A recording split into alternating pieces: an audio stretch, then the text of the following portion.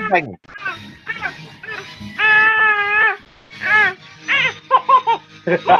Hi, everybody.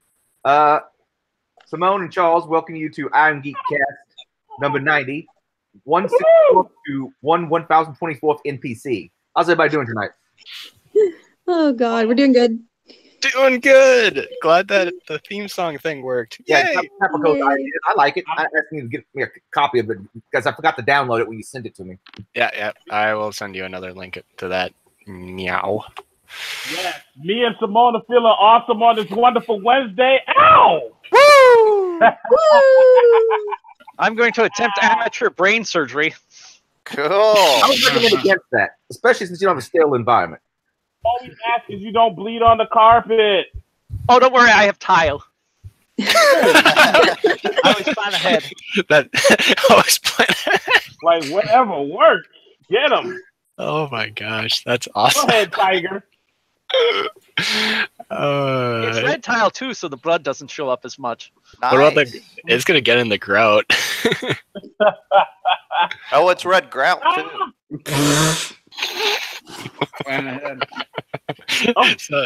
So what a way to start this podcast. Thank you.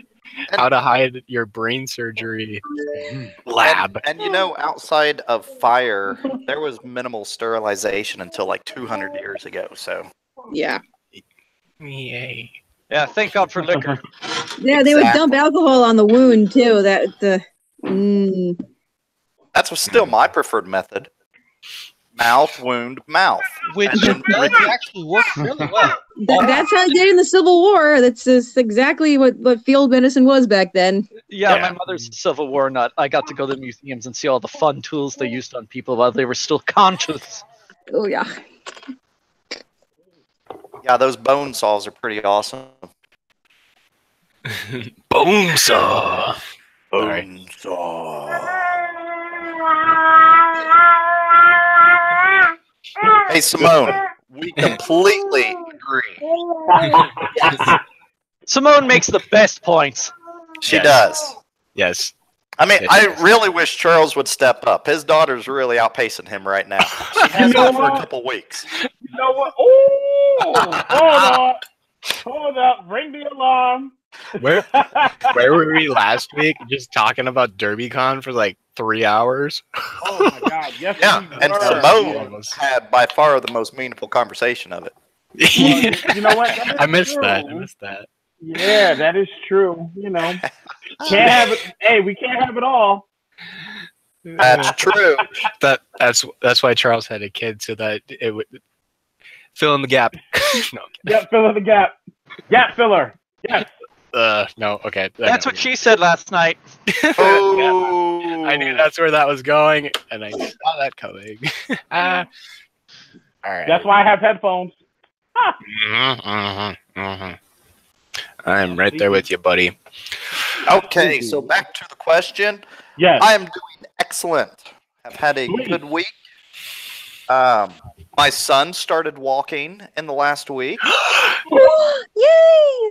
Yeah, Dude, that 'cause he was almost walking around at DerbyCon. Yeah, he was taking like one step when he was at Derby, and then all of a sudden, like last Thursday, up, he took like 2 or 3, and then he's like, "Screw it, I'm good to go now." Just one here took a couple of steps on her own. Yeah, Yeah, last night. nice. Just wait, it's only about a week away now. Yeah, then my action figures are really in trouble. Yeah, everybody be aware. Lock up your sons. Simone's Yeah. gonna be walking. Yeah, lock them up. Lock them up. You see, she got her Mario. She ain't let go to the Mario. That's an interesting security audit I can think of. Child safety locks to keep kids from getting into shit. Dude, Okay. Until you bring them the DerbyCon, you teach them how to pick the locks, and then it's completely mold and Yeah, void. good job with that. Yeah, So good luck with there, that. you know, here about a month ago, I was like, crap, he's standing up on his own, starting to do all this stuff. So I get into the actual dad mindset of, you know, he needs to stay alive, which means I need to lock up some of these cabinets in the kitchen and whatnot. And they actually do have some pretty cool locks now that it's just 3M tape for taping it up underneath the cabinet. Another one goes to the door, and they're plastic. It's not the old school, like pull it out a little ways, push the tab down like our parents had. Permanent more permanent solution. But you actually take a magnet on the outside, right, and you wave the magnet over it, and that releases the lock to open. And then if you want, they put a little lever underneath the locking mechanism so you can keep it unlocked. And it's like $12 or $13 for, I think, like 10 or 12 of them on Amazon. And really cool solution, and very, very inexpensive. Probably took to put 12 of them up maybe a half hour. Like quick, painless. And if you need to, you can remove them really easily. Just rip them off. Hey, link that to me. I got a cat who keeps getting into cabinets. Like, all he'll do is just open them. That's all he does. But I want to keep him out of it. I had the same thing with one of my cats, and that has taken care of that problem, so I will. That or double-sided tape. Yes. I mean, bullets work, but if you want to keep them alive... Hey, whoa! Yeah, not the nuclear option, the first thing, yeah. Wow. But you did say a drill.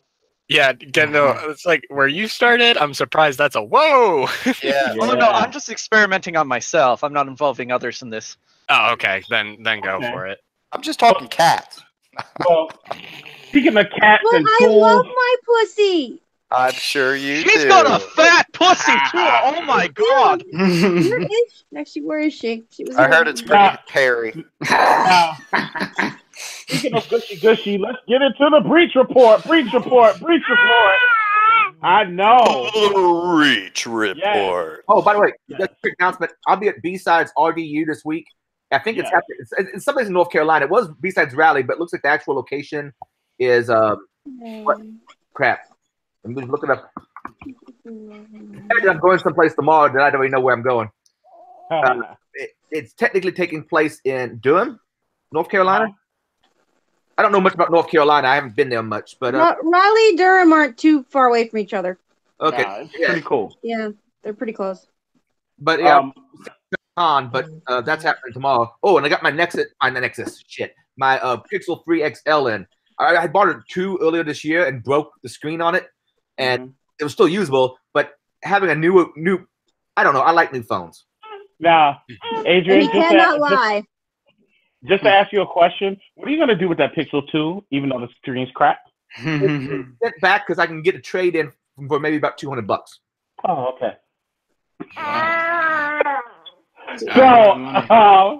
So yeah. Also, too, next week I'll be at B-Sides DC. Oh, it's next. Damn it. Yeah, B-Sides DC.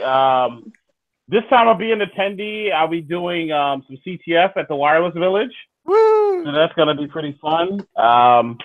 Meet up, and hopefully anyone that's on the cast now that's listening, we can definitely link up. I'm just a loud bald dude. Yeah, I can confirm this. Yes. But he's so much fun to hang out with. I can also confirm that as well. Yes. I mean, I fun. How are we, actually scoring? I guess so. Yeah, Charles is fun. He is fun. just MeadCon. That's Charles, you are definitely a mushroom. I mean, you are the most fun guy I know. Well, thank you.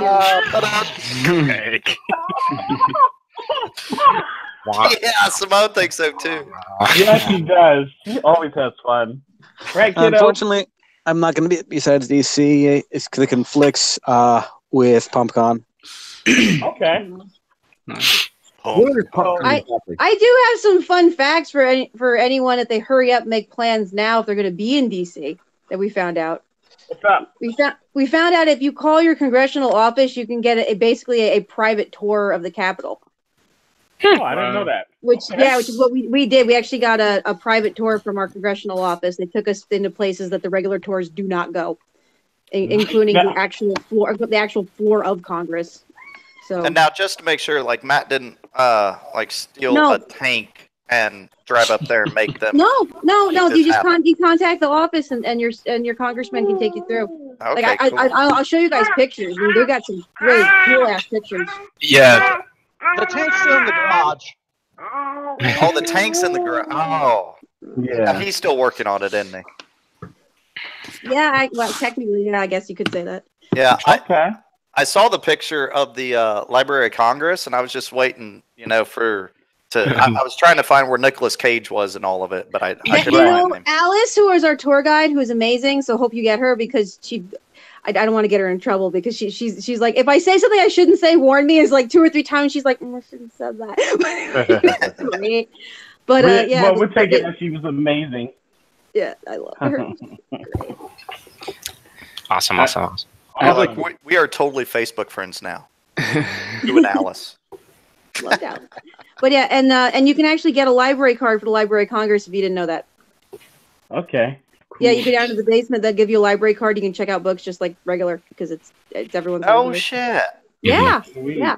Well, the way their checkout works is you could check them out for as long as they're open, and then they'll bring them back. But while you're in there, anyone can anything in the collection they'll bring to you.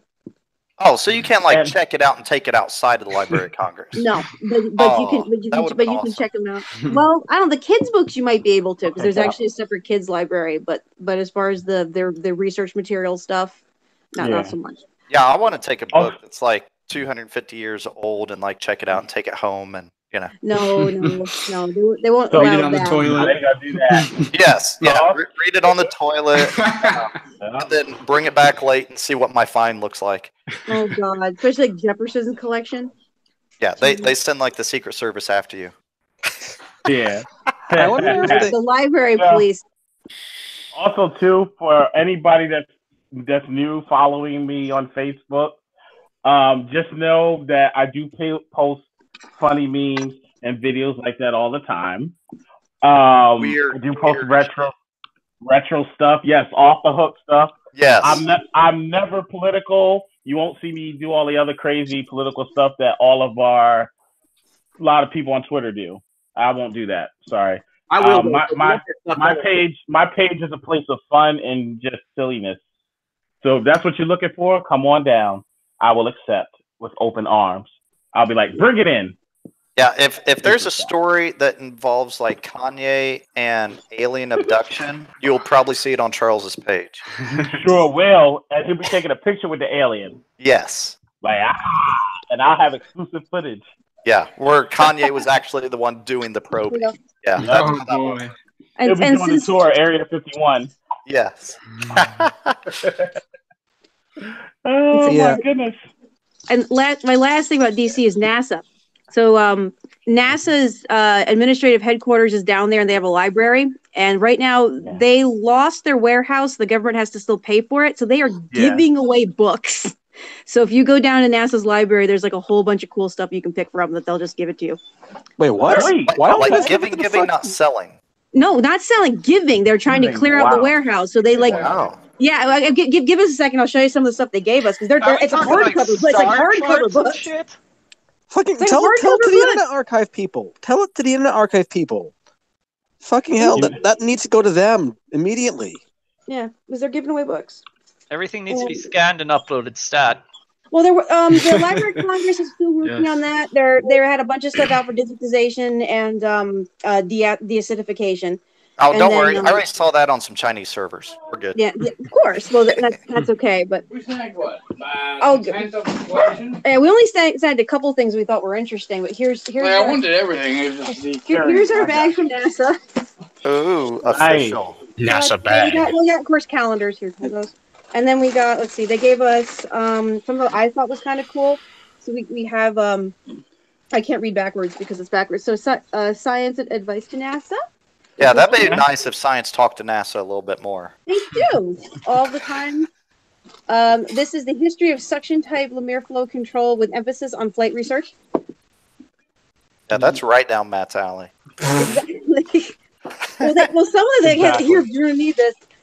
This actually, I don't know. Well, I don't know if they still got this one's actually really cool. This is archaeology, anthropology, and interstellar communication. Basically, what NASA was doing instead of using some of the other basic scientific techniques, is they were also applying archaeology techniques to looking for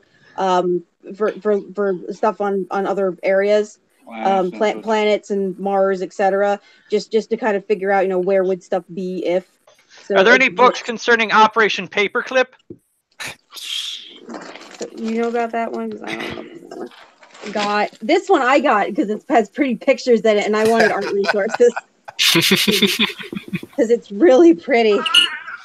I love source material for art projects, and it's had some cool stuff. So yeah, we got this one, and we got a whole bunch more stuff. So, but yeah, they basically are just like, here, take things. Yeah, like how many books do they have left that they're just giving away? More than this. This is barely a this was just a couple of them that we thought were interesting because we didn't want to carry them because we were going to the botanical gardens next. Right. And there was only so much we could carry, plus posters. Like, actually, I did grab a copy of the. Oh yeah, this is all the stuff that they're giving away. This is like I hate you guys so much right now. You're coming next time. I'll find a way. But Okay. it's like there's like pages of stuff that they're just this is all for giveaway. Please, can you take like pictures of it or scan that and like upload it up? Because I do want to pass it over by text files. Yeah.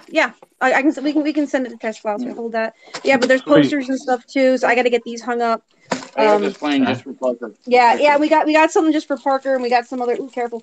And I don't know. And then I picked up a few things that I thought Nightshade would be interested in. So cool. I was about to say, where's Nightshade when you read that first one? Hey, Sodomus Prime. Yeah. Well, no, I was thinking of him, so I made sure we grabbed stuff that I knew that he would like to have. So. Oh, you mean this one here? Yeah, this was this one, and then there was some other stuff because I figured he. Yeah. Nightshade is preoccupying himself with digital graffiti, I think, because he doesn't have any Wi-Fi or something. Oh, that's right. AT&T fucked him, didn't they? Just like they fucked me. They fucked hard everyone. long. Oh wait, what did AT&T fuck up now? It was Uverse, I think it is. Basically, they screwed up his internet, so he's been fighting that all day. Every once in a while, he posts something on Twitter. Oh yeah, this is. We had stickers. Nice. When you were at the Library of Congress, did you see any option? Because it's my understanding they have a multi-year backup of all tweets from Twitter. Did they have any option for anyone to look through that? They probably do, but I didn't. You need the library. But card. you need the card. Do you have your card on you? Probably. Yeah. We got Library of Congress cards now. Oh, this is the free software that's available. Oh, this is all the free software available from NASA. So here's NASA's pamphlet for all their free stuff. So you can get free software from NASA. You guys should do some pen tests and use that to get physical access into buildings. Look, we don't need. No, he doesn't need to. He can just walk in. So. Hey, don't abuse the privilege. Go in and have some fun with it. It's not to say there wasn't some red teaming done while we were in DC, but we'll discuss that later. Hi, Matt. I had slight fun. Yeah, he had a little fun. Hey, Matt. I need to move the phone up. You ever check your messages, lady? Matt, put some pants on. No. He's got pants on. I don't even know if I am wearing pants. For rarities. Oh, that's a nice change. We appreciate that. Oh, I missed the Speedo. Come on. Give the fuck a show over here. Hey, it's called a banana hammock. Get it right. Oh, I do. And speaking of hammocks and bananas. That was a true story, though, wasn't it? Didn't that actually happen? Oh my God, yeah. Oh, we found lots of fun stories. Lots of good stories. See, the guy in the library likes to tell you about the stories about how different things happen at NASA that I've never heard of before in my life. That's interesting. And I did some good jokes. Yeah, very dad jokes. Yeah, Neil before me. Yeah, very dad jokes. Cool. So NASA finds memes funny too, that was that's awesome. Yeah, it was great. So speaking of. Actually, I love some of the pictures I got from in there. We'll send stuff later. Hey, Charles, what are we speaking of? I know, right? Speaking of NASA and hammocks and bananas, let's get to this breach report. North Yeah. Carolina Water Utility. Hit hard. So boom. So we got first up ransomware. We got 2 in our good old ransomware category tonight. We have a North Carolina water utility, which was Jacksonville, North Carolina based Onslow Water and Sewer Authority. Yeah, they just got murdered completely. Who would want to hack that? Are they checking what people are eating? Well, no, they're checking the stool samples. No. Exactly. Because they're also Sewer Authority. You know what? The thing that was most concerning about this one was if it affected water supply, which it does not at this point. Correct.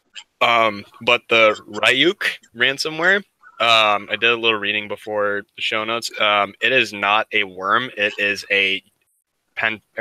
a hacker says run ransomware on that machine that's already been exploited. It is not a worm or anything like that. So this was pretty well targeted. Yep. Yes and no. Like Emotet and some of those have been going around for about the last 2 months. I think, if I remember right, they're of Russian origin, but they've been specifically targeting utility, like within the U.S. and I think other countries too. At least they take some time away from drinking. Yes. So, I think the reason for targeting, and you just never know with anybody's reasoning. One could be for just like research purposes, kind of like a just in case. The only reason I say that is like, think about it, as we all work on different projects, right?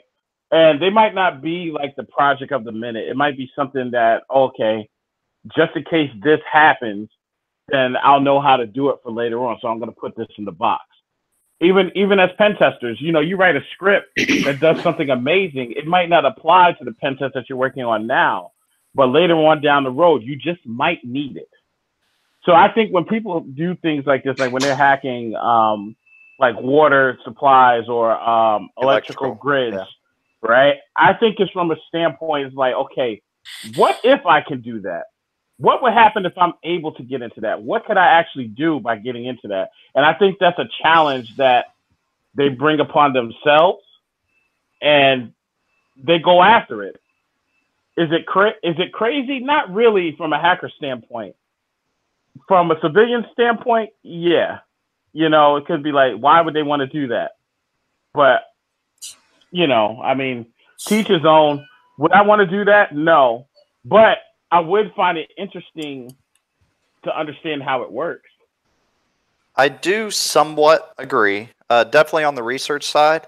Yeah. But in these types of circumstances, whenever you are trying to validate essentially proof of concept, you're going to do it on friendly ground. Should. Yeah. You're not going to validate and let everybody know what your actual arsenal, what you have is actually out there, Yeah. I would hope not. Yeah, exactly. Yeah, you don't want them knowing what you can actually do, the full extent of what you can do. You want them to have a good impression of what you can do, but not actually know it, be able to decompile it, be able to run through it. Because then if they know, they can put their defenses up against it. Can I just throw in a little thought here? No. Situation is pretty dire in Russia, right? Not everybody's getting drunk and everybody's miserable and it's cold. What if they're doing these for a resume in order to get a government job or something like that, like contracting? Or they're doing it on bounties? What if the Russian government's giving out bounties to these guys? I mean, with it being ransomware, these guys already said, I think this is the one that said they're definitely not paying. But it's heavily commoditized, They can make a shit ton of money doing this, and they do make a ton of money doing this, and that's why they're doing it. But a lot of this, at least on the ransomware side, it doesn't have a huge payoff to the government, to the Russian government. They are not. Now, didn't they outlaw crypto too? It's a little. Wait, no, I don't think so. The Russian government, China did. I know that. I was wondering if Russia did. I don't think they did. China is no fun allowed. So unless you're the Chinese government. Now, I'm starting to earlier believe you that. talked about motive. Keep in mind, a lot of these guys will process payments. That's actually what happened to my parents. They back where they're living, their utility company was hit, and they were swiping credit card details from them to do, fund siphoning, all that fun stuff. So Yeah. that's a particular reason why they would be hit, because A, their government, so lowest common bidder, and B, they process payment data. That's Right. like, hello, big target. Yeah. I mean, these guys are money. So with them, it's normally not, with ransomware just in general, it's normally not going to be government. The one kind of exception we saw was like no payda and a couple of the variants, which was actually a wiper, not fully ransomware. Right. But it looked like ransomware. But yeah, it's still mafia, mob, gang, whatever you want to call it, oriented, and that's where they're making just a ton of money. Yeah. And I agree. Yeah, this. It remains to be seen what else is out there that the researchers are discovering, and how they're gonna, what's gonna be the next breach. I mean, because even if you think about whenever the DNC was hit, so far I've seen that they know of at least 3 different groups that were on those servers at the same time. They were attributing, all they care about is who actually leaked it and said it out publicly. But they've said of 3 separate groups who were actually on the systems. So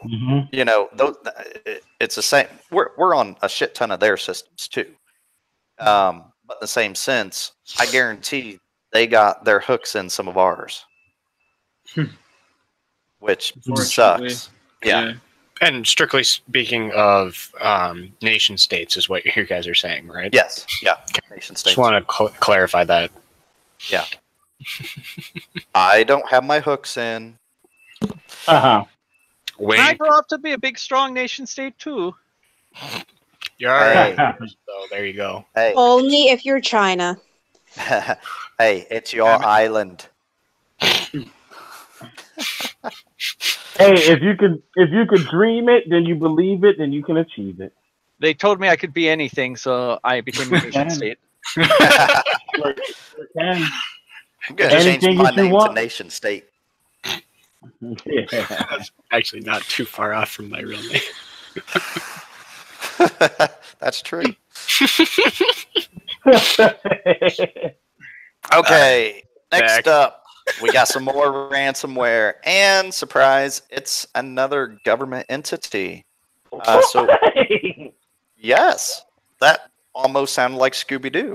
That's what I was thinking. The same thing. I thought it sounded like a pony, like I don't know, someone that had a horse face. It was Scooby-Doo. It was Scooby-Doo. That's why I'm like, Ruh-roh. So, Madison County in Idaho fell victim to ransomware. Dun, dun, dun, after an employee opened up a surprised phishing email asking for money. Like the book, The Bridges of Madison County? Yes, but I think Bridges of Madison County were supposed to be Indiana, I thought. Sounds like they screwed up. On where the location is? Yes. I think that was maybe directed by Clint Eastwood, too. I don't know. Yeah, that sounds right. Yeah. But this is the one where a county commissioner said they will not pay the ransomware. And because the IT department had backups, they were able to successfully restore the systems. Although a few days after the attack was detected, the county retrieved a backup of the data from the payroll systems. So they were down, but they had good backups in place, it looks like, and they were able to recover sufficiently. This is why you have cold storage and backups, kids. Yeah. Yay, backup engineers. This is the closest that you're going to get to a success story. Well, Atlanta didn't have any freaking backups. They had backups because they were smart. Oh, I did send out pictures to people's Facebook They're live, by the way. Just make it. We appreciate the spam, Matt. Thank you. Thank you. Mary driving across a bridge. Fuck that bridge. Anyway, we're gonna get back to talk. We'll discuss that later. I'm glad you finally taught Mary how to drive. That's definite improvement. No. We'll discuss I'm sorry, this you later. still You can't can drive. see that fucking bridge. That bridge was fucking terrifying, and I had no warning that we were going to be going. One-lane bridge. Anyway, no, later. Oh my gosh! All right. No, this one was cool. This is probably the closest that we're gonna see to hey, we stopped it kind of story. Oh, you mean on the ransomware? Yeah, on the bridge story. Yeah, on the ransomware. We stopped it by burning it down and rebuilding it in the exact same spot. Yes. As long as they fixed wherever it came in before they went back up. Or back onto the backups. It came in via a fish, so fixing that means Xing out the employee. Or saying, don't do that. Wow, don't do that, jumping down. At the simplest. Okay, so at a former location, we shall say, I fished my employees consistently.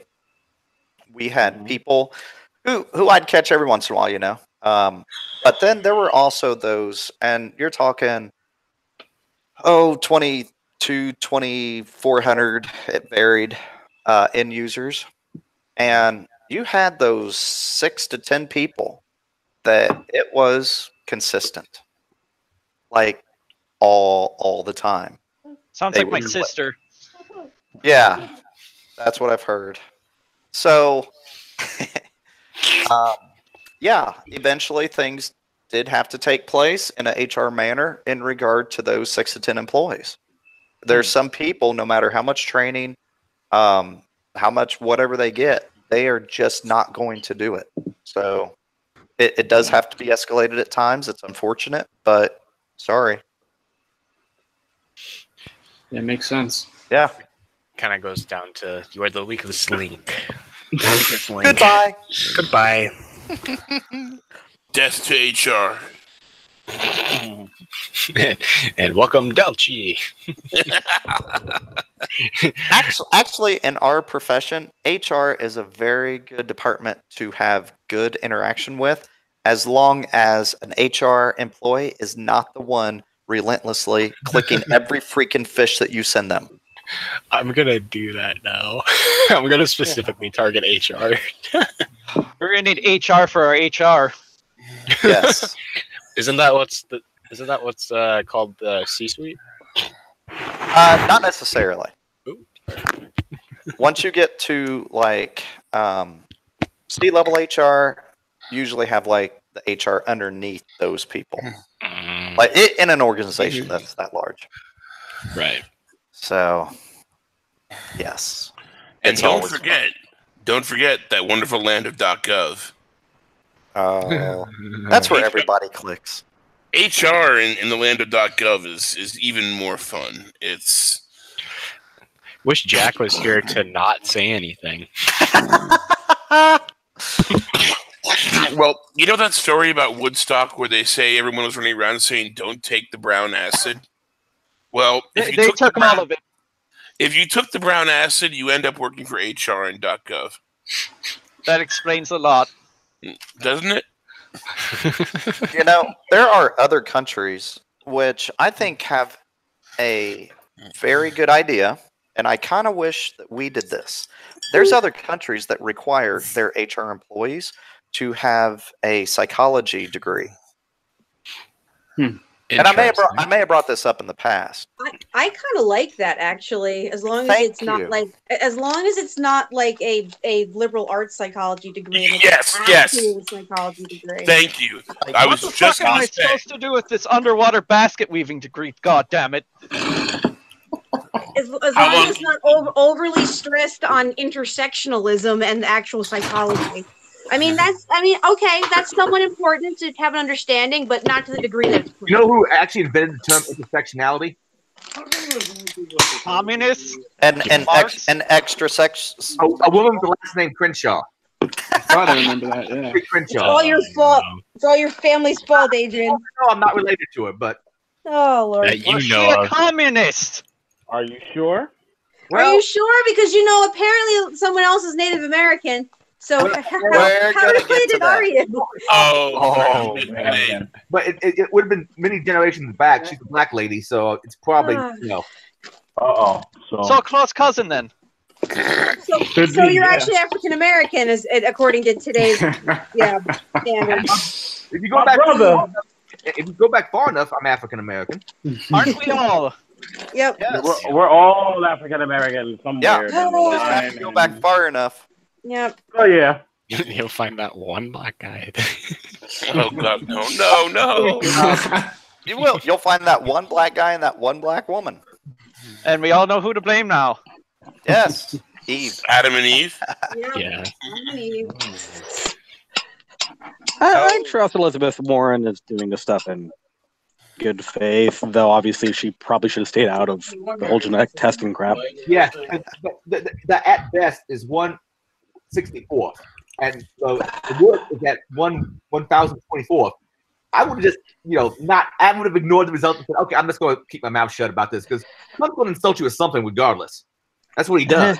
So I mean, to be fair, this whole thing didn't start with Trump. The whole Pocahontas thing. It started with some GOP lobbyists, banking lobbyists that hated Elizabeth Warren, and this whole thing started before Trump was even in the political scene. Those companies do have a publicized history of falsifying data, skewing it slightly. All I know is when this first started back before Trump was president, the first allegations of Pocahontas from some propaganda outlets, Elizabeth Warren's response, which I think was perfectly reasonable, was her parents raised her to believe that she was Native American, and she never questioned it. I'm sorry, you what, mate? Well, do you question? I mean, it's her parents told her that. Their parents had yearly celebrations related. If she had stuck with that story, it would have been fine. The problem is she had apparently talked herself into believing it so deeply that she changed her story into being absolute, undeniable fact. Yeah, and then tried to run with it up until the Cherokee Nation said no. Yeah, I don't buy and then she backpedaled. I don't buy the story she told. Some reporter, even you can find the video of this, said that her dad's parents didn't want her mom to marry her dad because her mom was part Cherokee and part some other tribe. And I'm like, she at best was like 137. And I see pictures. No one would know that she had any Cherokee heritage at all. Yeah. Yeah, I said that when I saw the picture. I was like, "There's no way you would have thought this person was." I don't buy. She's not a great politician, but I still think she's a person of good character. That's my personal view. I had high hopes for her until I found out she's fucking insane. Yeah, how can you be a person of good character and in politics?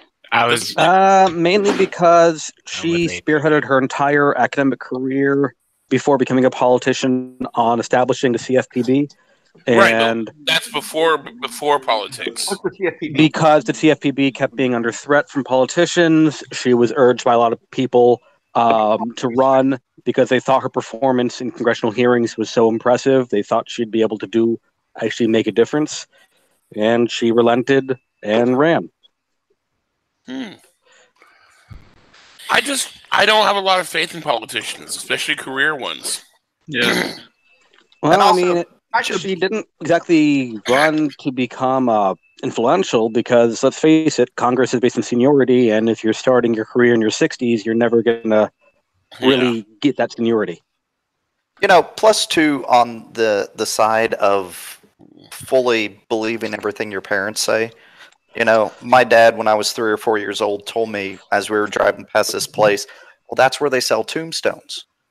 When I was like 9, 10 years old, I realized, no, that's a graveyard. So, there's things that your parents tell you that you actually have to still fact check because even though mom and dad say something sarcastically funny, they don't realize that we necessarily believe everything they say. And then there's the other fact too that your parents also might find something out that they were wrong about something and get more information, and that they have an identity crisis. This happened to me and my dad, and it's on the lines of the Elizabeth Warren thing, where he thought all his life that he was he was mostly German. And that because of his mom and his dad. His dad was supposed to be 75% German, and his mom's a full-blooded German. And so, at some point, I think it was 2 years ago, we get new information, finding out that it's not my grandfather is 75% German; it's 75% Norwegian.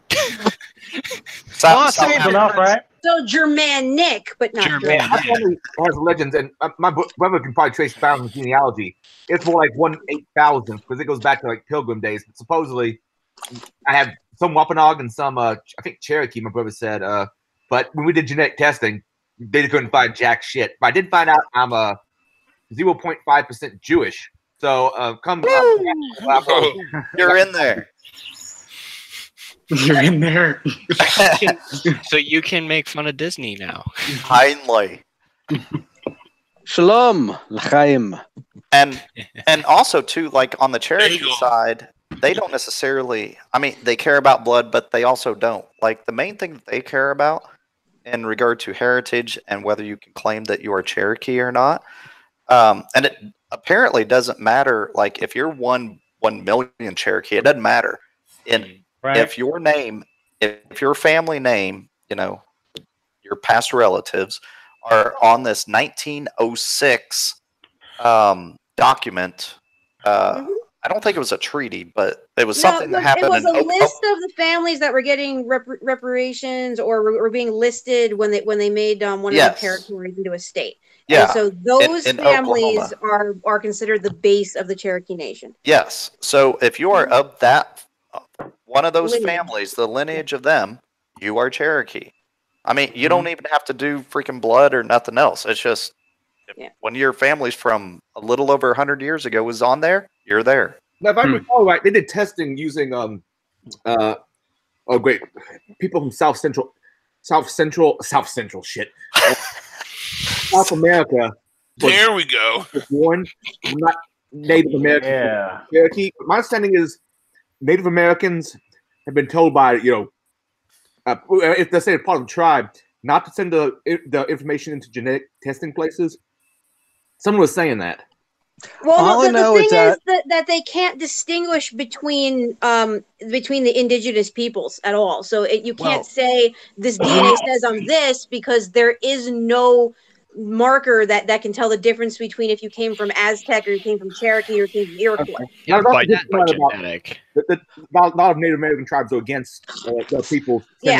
Well, there's that, and plus the fact that if you look at the migrations of mankind, the Native American peoples came from Asia, so they are of Asian descent, and a lot of tribes have tried really hard to bury that because they don't want to be linked to that. They want to say no.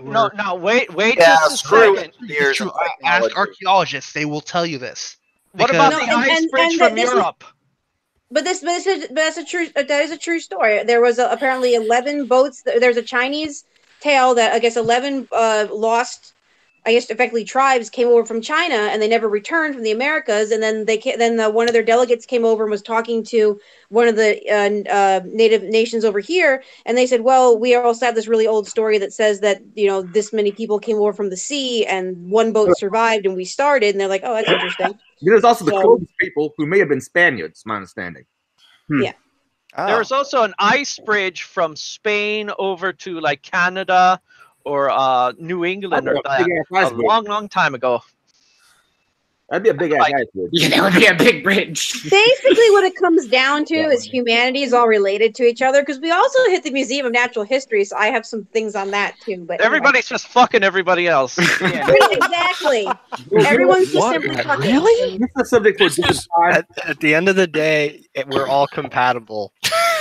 Exactly. On a biological level. Okay, good. Yeah, I was gonna say, you better stay on a biological level, because when you get outside of that, it's like. Hey, Cappy, I just want to confirm I'm not compatible with you. Thank you, though. Yeah. I meant, God dang it. All right, guys, let me say this real quick. A subject for another time, I think. is looking at the security of giving your DNA data to various places, like 23andMe. You know what? That's a good idea. But that can eventually go to insurance companies and whatnot. Yeah. So, It's gonna get sold and resold and We resold. can probably add that for show notes for next week. That'd be the subject. But let's get back to the breach report. Yes, we're still breaching and reporting. Oh my. Okay, next up we have MindBody owned FitMetrics expose millions of users' records. So this one's really kind of fun. To like a script kiddie or an amateur, this is like a gold mine. So they had 2 servers with a Elasticsearch instance hosted on AWS. Sorry, continue. Yeah. And on these 2 servers, there were 113.5 million records. And these 2 servers were just there, free and clear, no password protection, database accessible. Oh, yeah, and it was indexed by Shodan. So I was talking about Elasticsearch with my father because he uses this for his company for the application that he's writing for them, and I'm gonna omit the company so that it doesn't get owned. They're running everything internal, and I asked him, well, how does it get configured? How is it set up? And he said, well, first you got to get it running, and then for magic, and then you have to add authentication to it. It doesn't come with authentication out of the box, which I thought was interesting. Running does not include data, though. Right, it doesn't include data, so it's the same as any service, like or program that you wanted to run on a server that does any sort of service.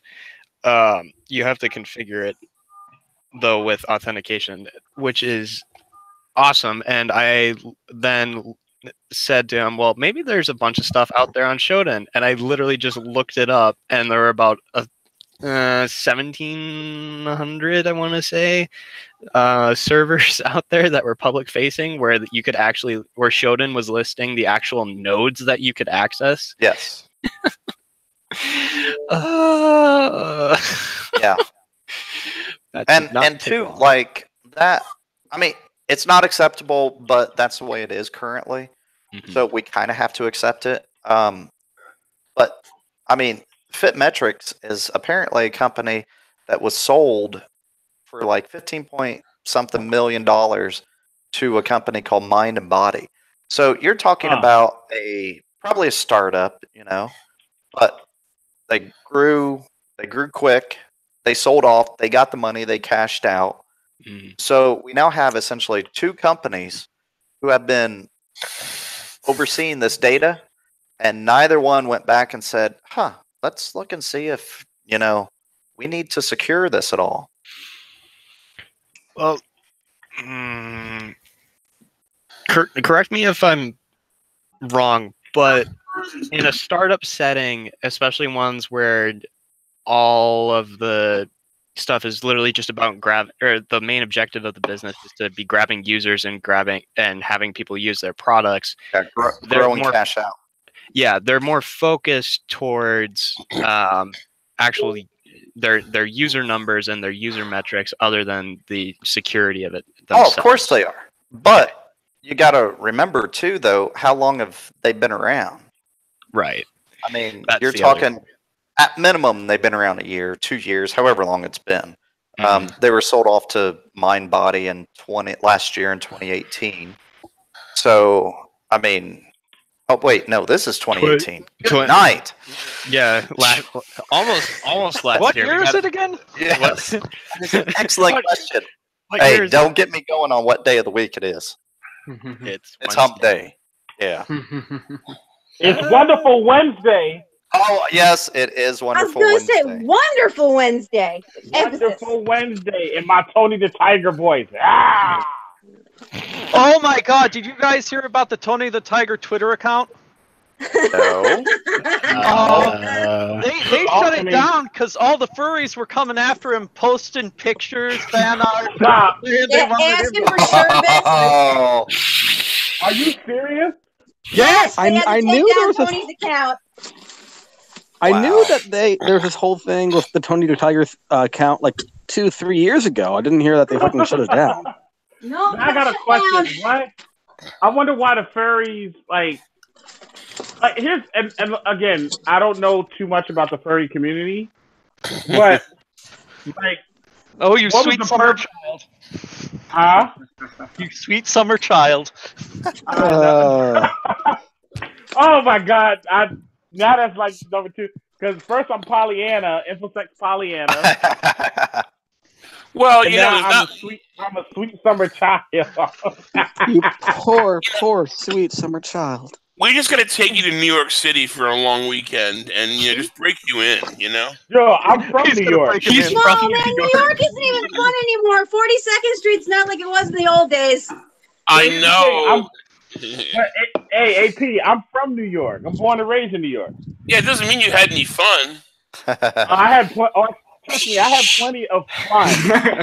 I just didn't have. I'll put it this way. I'll put it to you this way. I probably didn't have as much fun as far as criminal activity is concerned. Oh, I'm not talking about criminal activity. Okay. He's talking about furry fun. Look, time to fursuit and yiff. Do you remember the old school 1940s era movie theater in Times Square before it got shut down? Yes, because I used to go to the dollar theaters. No. This is not a dollar Does theater. it involve Pee Wee Herman? Yes, it does. Yes. There is a theater, a retro, old school 1940s style theater. Yeah. In the middle of Times Square, and it was cut in half, and one half of it showed nothing but kung fu movies, 24 hours a day, and the other half showed nothing but porn, 24 hours a day, and it was like $8 to get in, and you could go back and forth as much as you wanted. You know what? I'm not surprised. But you know what? I'm not surprised because I mean the '80s were wild, man. For real. That went well into the early '90s too before they started to clean it up. I didn't get to New York till the '90s, and I 1994 was the year everything changed. But I can pull my old. I got Worse the Wolf CDs. I need to find all of them. But the shit, I mean, the original Trump shit from way back in the day with his first wife shoe collection and the bankruptcy and all that crap. The original shit way back in the early '90s, I got somewhere. But now the '90s were really wild. They just because I remember coming home from college. I graduated high school in '98, and I remember coming home from fall break, and they used to drop you off on 42nd Street, and the hookers would be just getting ready to go to work. Oh yeah, and they had the big all the porn signs and everything else right across from the Penn Station. Did they have the punch cards with the time on it, where they had to clock in and clock out? Now the porn places around Penn Station were different than the ones on 42nd Street. No, 42nd was the Peep Show. The XXX Live show. That's not Penn Station. That's the bus station. That's the bus. That's the way we used to get dropped off. Yeah. The bus station porn shops.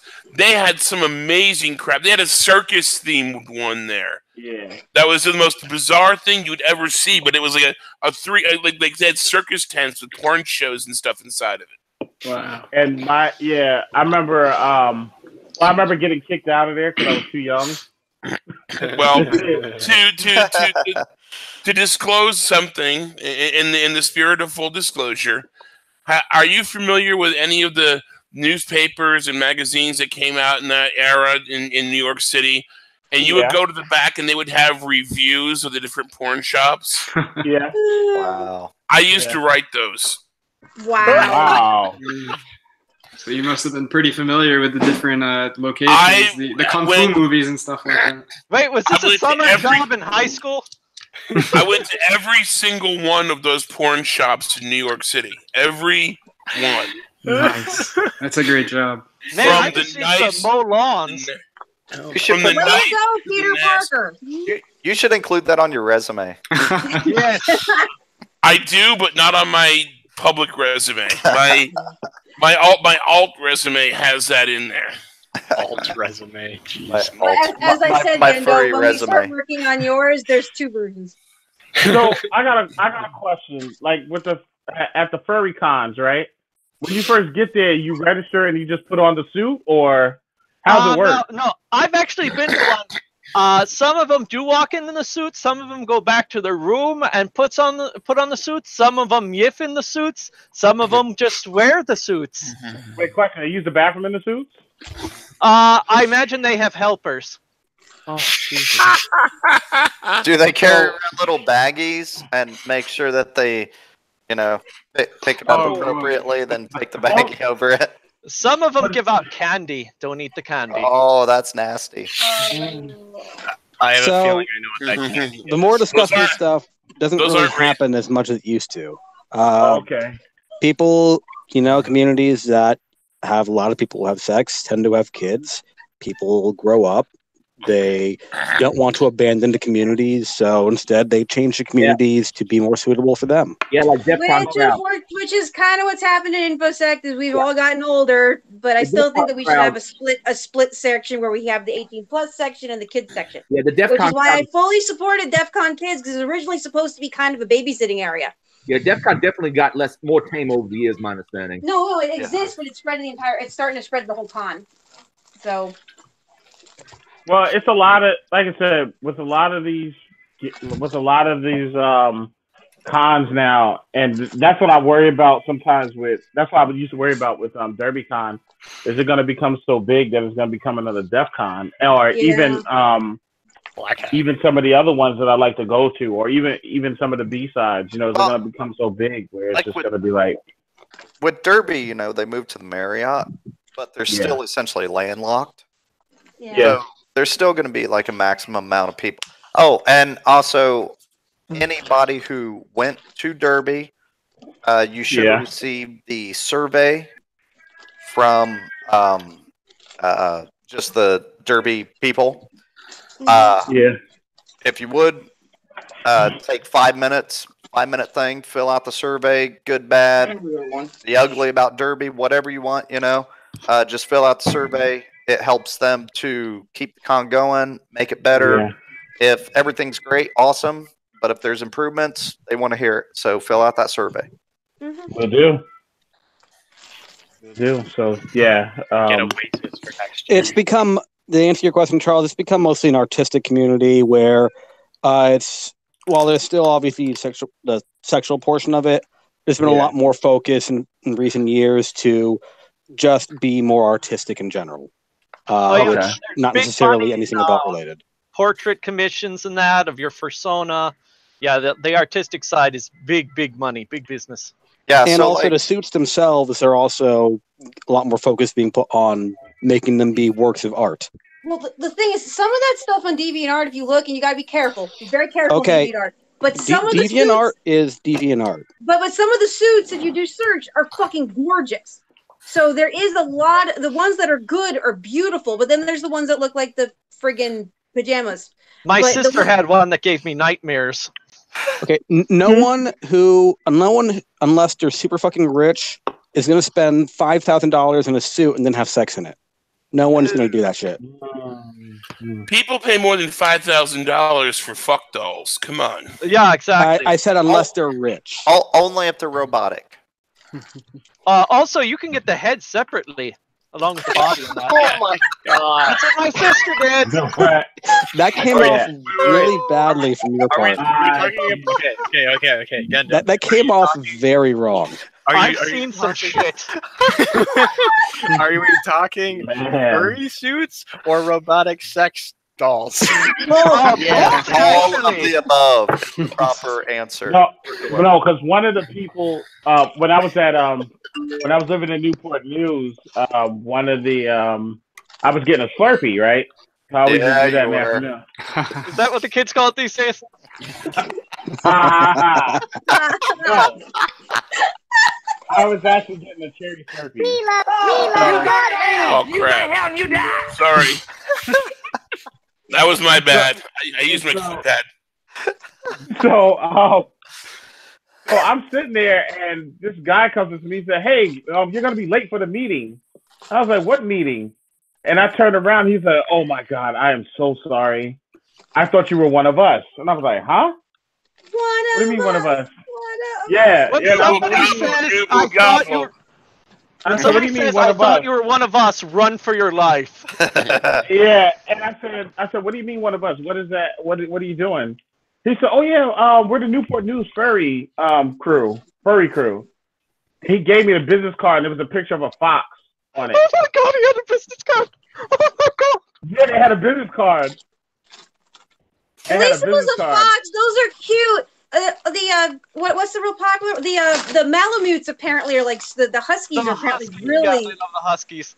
So I had the business card, right? So I went to my Linux user group meeting like a couple of days later, right? And just like I said, I didn't know too much about like the furry community. I said, "Hey guys, hey, there's this new group in Newport News. They got a cool logo." So I pulled out the furry card, and people's eyes got freaking wide. You poor sweet summer child.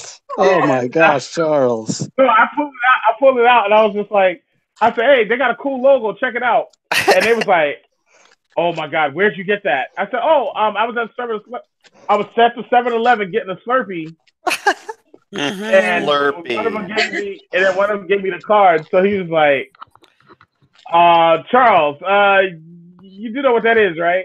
And then that's when he showed me the video from G4. I was like, "Oh, okay, yeah."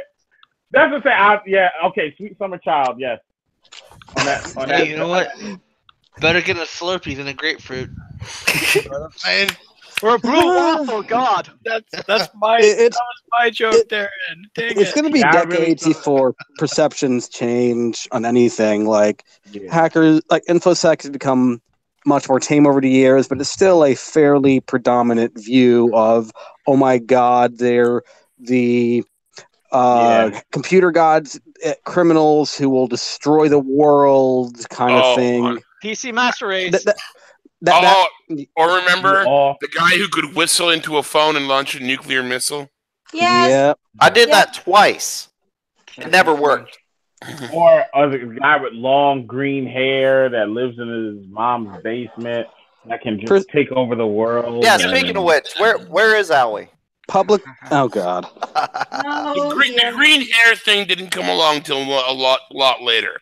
Long hair, yes, but green hair, no. Yeah, but green was before blue. True. I need that on the record. Yeah, green was extremely popular. Then blue. I always preferred purple, but that's me. Well, only reason I said green because one time I was just regular conversation, and this guy asked me. He said, "Oh, so you do hacking?" He said, "Funny, you don't look like a hacker." I said, "What is a hacker supposed to look like?" He said, "Well, long green hair, and they live in their mom's basement and stuff." I said, "Well, no, that's a cyber goth. You got us mixed up. See? Oh my God, I love cyber goth girls. Yes, please. No. Bad dog. No. Cyber goth girls are the ones that walk up to you in the middle of the Sisters of Mercy song and say, "Can you play something happy?" Oh fuck no. Yes, I had to endure these tools. I had to endure the cyber goth invasion. Did you? And they would go, "Don't you have any happy music?" I'm like, "It's a fucking goth club. No, we're not going to go around doing shiny happy people. Why don't you go do some heroin like a sensible person and leave me alone?" Did you then play Depeche Mode for them? No. Why not play that? Yo, that's some happy music. Yeah. Yeah, I could have played Blasphemous Rumors. That would have been perfect for that one. I could have played something like insanely happy for them. Oh no, they wanted to hear their EDM. Well, actually, what I ended up playing for them was this semi-techno-ish band. They had this song called "Another World," which is this bouncy little techno song, but the lyrics are like, "Don't worry, they won't find my body." And I'm like, "Wow, head fuck right there." Or, Yeah. but I mean, depend. But you know what? Depends on the song. It puts them in a different feeling. Like, okay, like for example, like I like when I listen to. You like bacon. I like everything, but Yeah. when I listen to when I listen to for example, if I listen to Amy Winehouse's Tears Dry on Their Own, the original version, that takes me to a different place. But it takes me to a place of like peace and quiet and a lake, and I'm the only one there. No shit. Charles, you'd be excellent as a lucid dream guide. When I listen to this song, it takes me to a place of peace and serenity, and I don't have to wear pants. It makes me want to take a bath. There you go. But it's a song that allows you to just elaborate. Like, if you listen to the song, forget the lyrics. If you just listen to the melodies and the chimes and everything else, it takes you to a place where it's just like you're listening to, like you're just relaxing. You're in a lake, or to me, it's a lake or a waterfall. Okay, we know who the Evanescence fan is now. Okay. And TLC. Wake me up inside. Can't wake up. I'm actually, hey, full disclosure, I like TLC. Me too. What? Wait, the girl group TLC? Oh yeah. Don't go chasing waterfalls. Yep. They only had it wasn't TLC. Yeah, I know that one. There was this other girl band like that. Salt and Pepper. Oh, come on! We used to when I was in the army. We used to PT to that shit. Yeah, that was a good shit too. They would drop us and boom, push it. Yeah, oh yeah. Get up on this, then. Yep. Yo, drill sergeant, get up on this. Oh yeah. Hey, better that than what the music that Richard Simmons chooses. Come on and get those fat off those hips. Let's go. Come on, open those buttocks. Open wide. Spread, and. I'm not gonna lie. When those things used to come on, I used to scream out laughing because if you come on, everybody, let's go see. Yeah, go see. That's gonna get clipped. Off the shoulder. Oh, you know what? Richard Simmons was Goatsy. I mean, it has to be, right? No, he's a goat. But you know, but here's the thing. You know what? I do like. Remember those old school 80s exercise videos? Like it was no. Oh my god!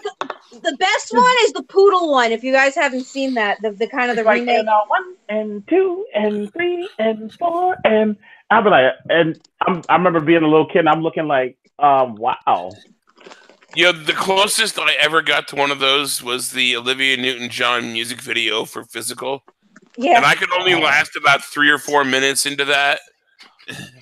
And then it was just you have to watch some of the current remixes because they're fucking hilarious. Okay, so everybody other than Caprico and probably Greg, just so you know how old we are now, Richard Simmons is 70. Wow. Oh my god, no. Yeah. Yeah. That's just scary. We're freaking ancient. I know, it sucks. Oh come on! I mentioned the Croft Super Show, and no one got the idea that I'm old. Well, you're the oldest one here, Grandpa. That is true.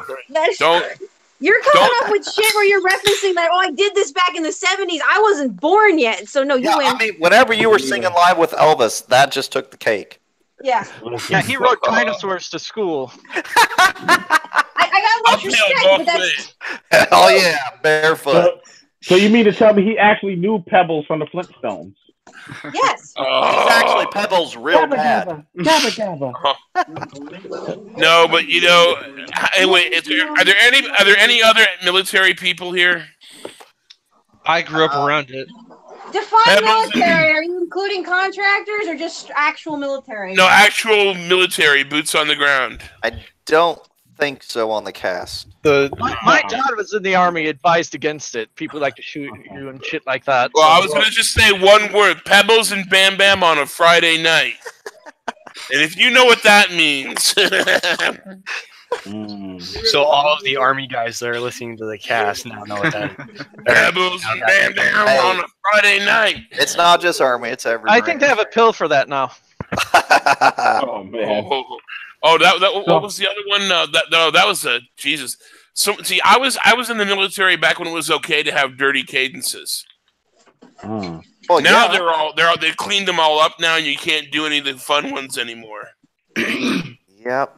I don't know. Like, can you imagine that for a minute though? You are sitting there with a fully automatic gun in your hand, learning exactly where to stick somebody with the knife to kill them instantly before you blow their head right off their shoulders, and yet you can't sing the word "fuck" out loud. Wow. Yep. Yeah. Anybody ever seen Heartbreak Ridge? Oh, I love that movie. Oh yeah, that's what he's talking about. Actually, the original, the first time they mentioned that was in Apocalypse Now. I was gonna say when they said, they talk about obscenity, but they won't let the guys write the word "fuck" on the side of their plane. Yeah. But, it's times like this I miss Beulah Ballbreaker. Everybody knows what I'm referencing to. No, what's that? From Porky's.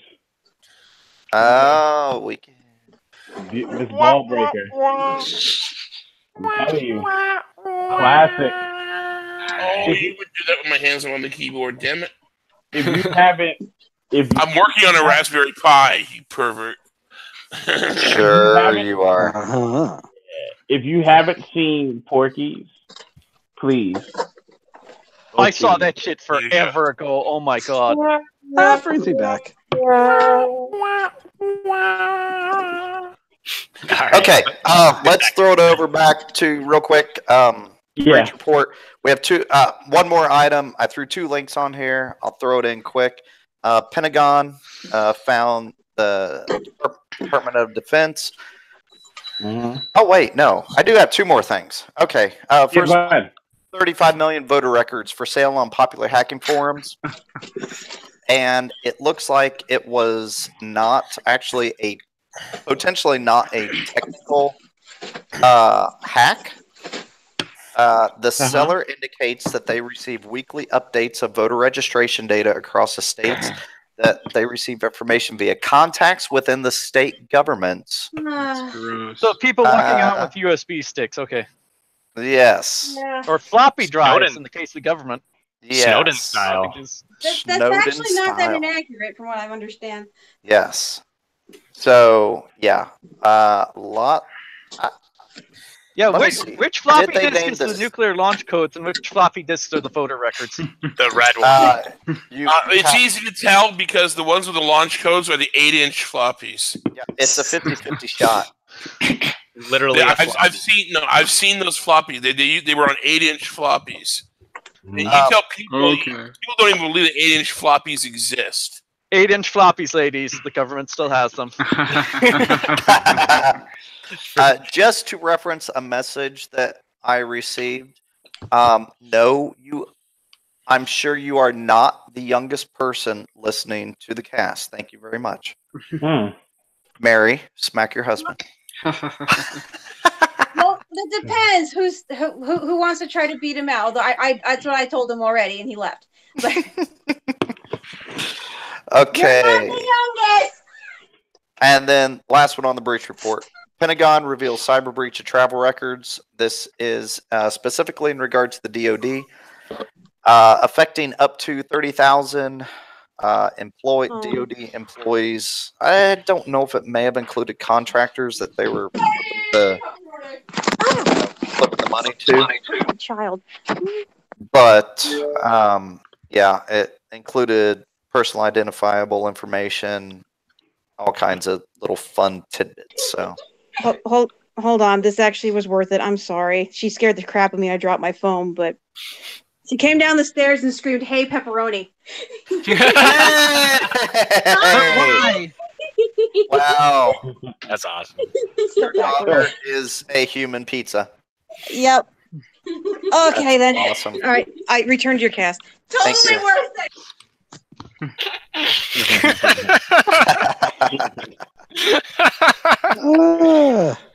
Oh my gosh! Did you all already cover the TLO breach? No, I don't think we had that in the breach report. Oh, talk to us. I just saw a news article today. Yeah, I threw it up last night and have not really scoured and scraped things today. So have at it. Oh, did you already finish with the DTS breach? Sure. Okay. It was short and sweet. Okay. And really Tector had an article they released today saying that a product from TransUnion called TLO, I'm not sure what the acronym stands for, something that is normally advertised to private investigators, occasionally police, and debt collectors. It's something that's used to try to locate people. It's a compilation of license plate numbers, where they were seen at, employment history, address records, social security numbers. It's essentially meant to track people down. Apparently, is it private information or obtained from private sources or publicly available that they've compiled? Depends what you define as public. I'm sure they define it as public. Okay. I'm sure most people wouldn't. Gotcha. But apparently there was multiple issues with that. One of them is a bit of a people working for it were getting paid to give the information to literal criminals who were then extorting people. Oh, shit. Damn, yeah. Sucks I missed Here we go. that. From January to June 2018, 7 members of Tony DeBoss's gang pleaded guilty to various identity theft charges. In total, they had caused about, and here's a really confusing part, $1.2 million in damage, using stolen identities to buy luxury cars and iPhones and to lease apartments in Charlotte. Both they and their crimes would have been quickly forgotten as garden variety larceny were not for the way they stole those identities. Cops alleged DeBoss and his co-conspirators had access to the holy grail from any internet-age scam artist, a surveillance technology that police and debt collectors use to track most of the United States' 325 million inhabitants. The numbers, license plates, address histories, the mass monitoring tech called TLO is a product of TransUnion, which last year had revenue, yeah. So we got Experian last year, TransUnion this year. What's the other bit? What's the bit? So this was not all of TransUnion, although I have not decided to doubt it's been breached. It's a specific product. It's like one of their companies had been breached, as well as the people being bribed. Yeah, that's what I was going to ask. What was it? An actual breach, or was it insider? Well, in this case, it's actually talked about as insider. Although the headline says breach. Technically, that's a breach of security. It is a breach, but still, I mean, that's like straight up insider. Sounds like. Yeah. Man, there is a punchline. TransUnion told Forbes this wasn't the first time criminals have gained access to its TLO database. Oh yeah. Yay. Wait, can they be sued for any of this? Because you think there'd be a lawsuit. Oh, come on. Can they be sued for anything? Outside of the social security number part, which I have no idea how they're legally allowed to compile that. The rest of it is public information legally, to my understanding. Although there are debates about some of that information. When they provide inaccurate information, there is absolutely no accountability for it. And honestly, if someone puts your name into TransUnion and it comes back and says you owe $40 million in child support, and it's wrong, they have no liability. You can't sue them. You can't touch them. It's like, sorry. In 6 to 8 months, we will make an attempt to fix it. Exactly. And there's only one thing. My understanding is that the CARD Act was in terms of generic credit reporting information, which is different from this. That the CARD Act mandates that credit reporting agencies have to allow people to correct and accurate information.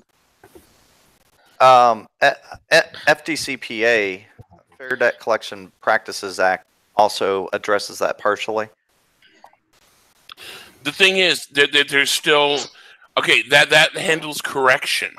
But where is the penalty for distributing that bad information? What if you didn't know about it? I'm sorry, it's not your information anymore. You gave it when you gave it to the world, when you drove outside and your license plate left your driveway, you were telling the entire world where you are. Therefore, you have no you were telling privacy the entire interest in your world accurate movements. information, yes. But what if the information is inaccurate? What if little Billy work from home was doing data entry, screws up a letter on something, and all of a sudden the bad credit flag is on you because of you didn't pay a parking ticket and your license plate is 123 ABC, then he puts in 123 ABV. And ABV is now being flagged for not having paid parking tickets. Crap! How'd you know my license plate number? I looked it up online. Nice.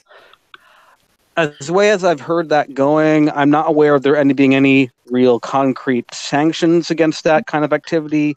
But at the same time, I have heard of multiple cases of people getting in contact with regulators from various government agencies related to finance regulation who spooked those agencies, scared those agencies into correcting the issues. And obviously, those would be the exceptions.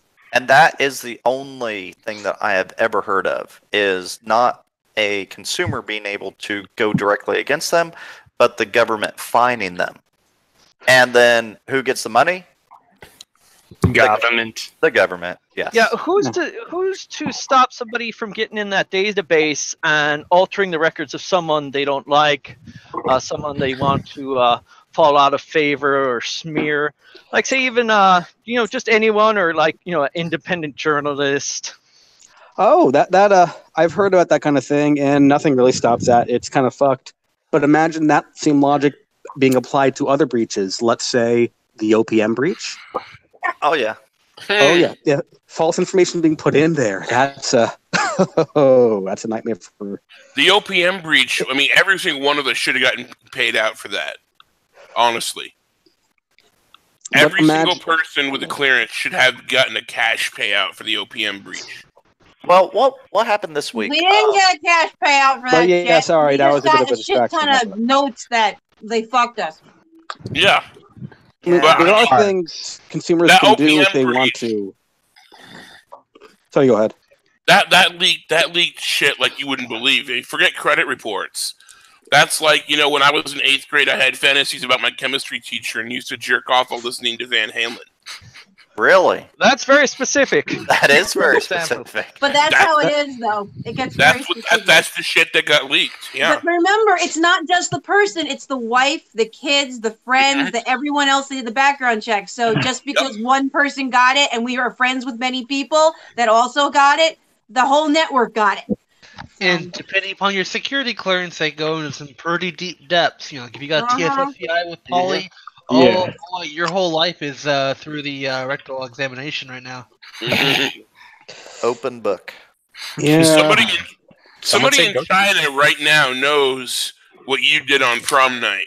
Cheeks wide open. Cheeks wide open. Yeah. Very, very brutal. Enough about Richard Simmons. But there are things consumers can do if they actually want to punish the credit reporting agencies. I just don't understand why no one actually does it. Legally. Only legally things. But what does it matter? Because then Experian got hacked and all those other ones got fucking hacked. So the company that was there to protect us from the OPM breach got hacked. So there's no safe place. Well, the only safe place is never giving your information in the first place, which, too late. We all know there's safe places. It's a college campus. Thank you. I will. Safe places. The thing is, even if you get your apology letter from Experian or your 6 months free credit reporting or whatever, there's still no actual useful, tangible sanctions against these companies to make them want to stop fucking up. Well, theoretically there is. Theoretically. Let's say you have a bank or you go to a credit union. They purchase stuff. Or their customers of all the credit reporting bureaus. While you have no ability to directly boycott the credit reporting bureaus, you could absolutely, at least in the case of a credit union, advocate for them to stop paying a given credit reporting agency. Now, obviously, if all of them fuck up, you're not going to get your financial institution to not use any of your reporting agencies. But in terms of maybe they've all fucked up. Right, but in terms of like Equifax specifically, you could probably convince them to drop one of the reporting agencies. And that could hurt their bottom line. If there's any kind of mass boycott movement that convinced companies to drop it. That's not been done, but it is theoretically an option. There should be legal repercussions. Okay, and then you should not be in business. You should be able to have a legal recourse. I agree. I agree. These companies, and not just on an individual basis. I'm talking about the federal government should be able to go in there and say, you guys leak more than a 5-year-old with a heavy diaper. So you know what? You're done. You're shut down. You can no longer do financial work. So here's one of the arguments I've heard about get spooks the federal government away from doing stuff like that. Imagine Briberies? something. Money. Aside from that, well, that's the obvious part, but more so from an actual policy perspective rather than the reality that kind of controls things right now. From a policy perspective, a sane policy perspective, if you punish a company for the scale of the breach, let's say Google got completely fucking owned, not just Google Plus, but everything from Google, owned by more than just the NSA. Yeah, more than like 10 users with Google Plus. Right. Yeah. Would the appropriate sanction be to shut Google down? I mean, some people may say yes, given the scale of a breach of I wouldn't Google's say shut size. Google down, but I would definitely shut down that service. Yeah. Well, what if it's Gmail? Yeah, what if the service is that big? What if it is the are we history of everyone's searches? Should they shut down Google search? Are we arguing too big to fail here? Yes Yeah, and no. unfortunately, that is a concern. Is that something that policymakers should pursue? From a free market perspective, do you want the government to have the power to be able to shut down somebody who of any size, but including like that size? Well, they do. No, It's called but I think antitrust. they should have to pay until it's fixed, because that's how HIPAA works. So they don't necessarily shut you down, but if you leak medical information, I think it's $150,000 per time. That's up to a it's per certain record. amount. Per Yeah. per Per offense. There's a per record amount, and that's substantial. And I think it's less than that number. There's also the That's argument. a really good point. HIPAA doesn't fuck around. Yeah. No, HIPAA does not fuck around. Yeah, and I'm definitely better with that approach. So HIPAA doesn't fuck around, but hospitals do. Yeah. Yeah, unfortunately, the hospitals haven't read the High Tech Act, which sucks because we have read the High Tech Act and then getting in a fight with the hospital over no, we can't email you these records. But if you give us a couple days, we can set up a secured line that's encrypted on both ends that meets HIPAA and high tech standards, and then have some of them fuckers over there going, I've been doing this for blah blah many years, and I'm telling you to email it to me right now. I'm like, no, no. Can't you just get a password protected archive and email it? Jesus. Yeah, exactly. And deeper than the that. hospital is the one who should be the start of that interaction. You know, Why can't we have this in something place? similar to HIPAA for financial information? Exactly. Well, what is a sane, let's say theoretically, if you could craft the perfect policy, what would be an appropriate sanction for a company that controls information on an entire nation or over half the people in the entire world if they fuck up massively? More scrutiny than anyone else. Well, you know what China does? China executes people. Well, in an environment where there is no such thing as something that is perfectly secure. I think more so using and it's not a perfect thing because there's problems with HIPAA as well, obviously. Using HIPAA's model of that form of sanctions to where if you get breached, it's a significant cost. That's going to breach your. That's going to kill your bottom line, either as a company and also as just and to trust as well as should. Yeah, personally, but there isn't. You should knock your dick in the dirt if that happens. Yeah, there isn't anything like that for financial institutions at this time, minus PCI would be like the closest thing. But even then, PCI is not specific towards financial institutions that have the amount of information that we're talking about. And the problem is they have all the money, so they can buy off whoever they want, and we come back to the same problem over and over again. Money alone is not really the thing, it's connections. If you're talking about money alone, Google would have far more political power than it does. It takes many years of specifically spending money to influence people, getting your people into key government positions. That's how influence is built, not just money alone. Right. So... yeah. But anyway, in terms of too big to fail, how would you unwind Google? How would you unwind Equifax? How would you unwind TransUnion? As you can't just say you're shut down. Everyone depending on you, they're out of luck. Equifax would be, in my mind, it would be better if it was split up into smaller areas. You have one spot that handles one region. So if one goes down, you don't get 380 million records that go with it. You get a small subsection of it, and that can also be mitigated to the rest of those. A lot of these, go for it. A lot of these companies have different divisions that handle different things. Mm-hmm. Okay, especially with like Equifax, they have what was the other one? There was a big one. They have like 20 TransUnion. Right. Now those are the ones that focus on your personal, financial information. But a lot of them have branches with all kinds of other things, all kinds of other data you can look up, other products you can buy.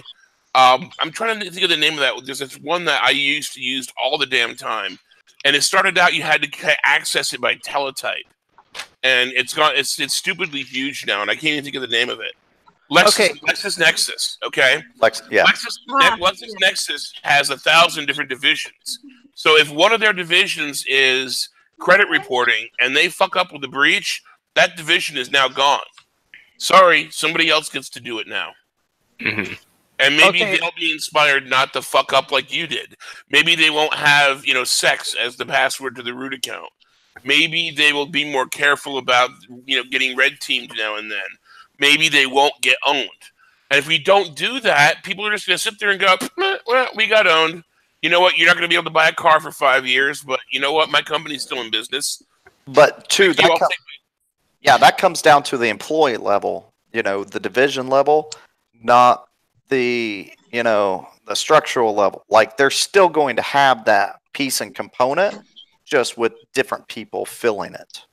Yeah, but the problem is they tried breaking up Standard Oil and Ma Bell, and after a while they just buy themselves back together again. They're like some kind of fucking Terminator. Well, it takes a long time, but they eventually do it, and they do it through backroom deals and just all kinds of stuff like that. Bell's almost completely back together. One thing you also have to consider is that remediation for the individual.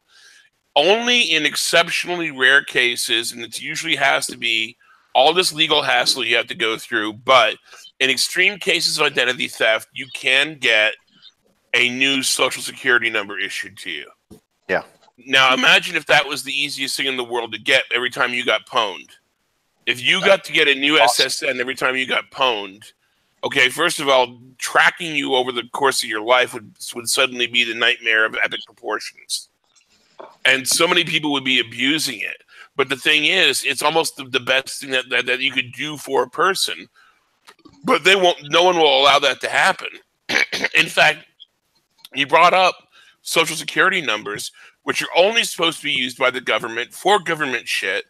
And you can't go to the grocery store and buy a box of dog shit biscuits without having to pop out an SSN. Or what's the last four or any of that. No, there's no prosecution for this. There's no legality. No one's fighting it.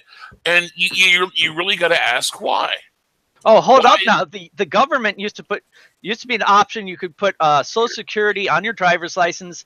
I know as far as the mail, they used to put the Social Security number. If you had anything mail from Social Security regarding disability or retirement, they used to put that in the fucking mail. Yeah. I would obviously never take that from anybody. Clearly not. You know, and that is an excellent point with Social Security number. You know, we've been 9 digits ever since inception, I think. Why don't we raise that to like 16 digits? IPv6. Why don't we just get rid of it altogether? The overhaul you would have to do to legacy government systems for that would... Yeah, they'd have to upgrade from floppy disks. What are you talking about? This is madness. 8-inch have to get rid of the mainframes. Yeah, you know exactly. how hard it is to get off get the them AS400. upgrade anything. Hey, AS400 is actually not that bad. You could upgrade fairly, like, I mean, it would take some time, but you could do it on AS400. Simon Tag, come here. Still a pain in the ass. There are systems in New York City that still run on Token Ring. Oh, that's beautiful. Are those the ones in the museums or the ones in actual use? Okay, back when I was living in use in the California, museum. like 10 years ago, I still would get people, wanting someone to token ring networking. I was like, this is a skill you have to work here. I was like, really? Anyone know of any ATM or IPX networks? Oh yeah. Yes, ATM. Yeah. Oh yeah. Yeah. They're still teaching it in the CCNA. We still have to at least learn the basics about all that. Token ring? Yes. Yeah, token ring and ATM and all ring. that. You still have to know the basics for all those. Token ring is easy to understand. Has anyone here ever... Puff pass. Have you ever fucked with somebody who's just learning about Token Ring? And, okay, seriously.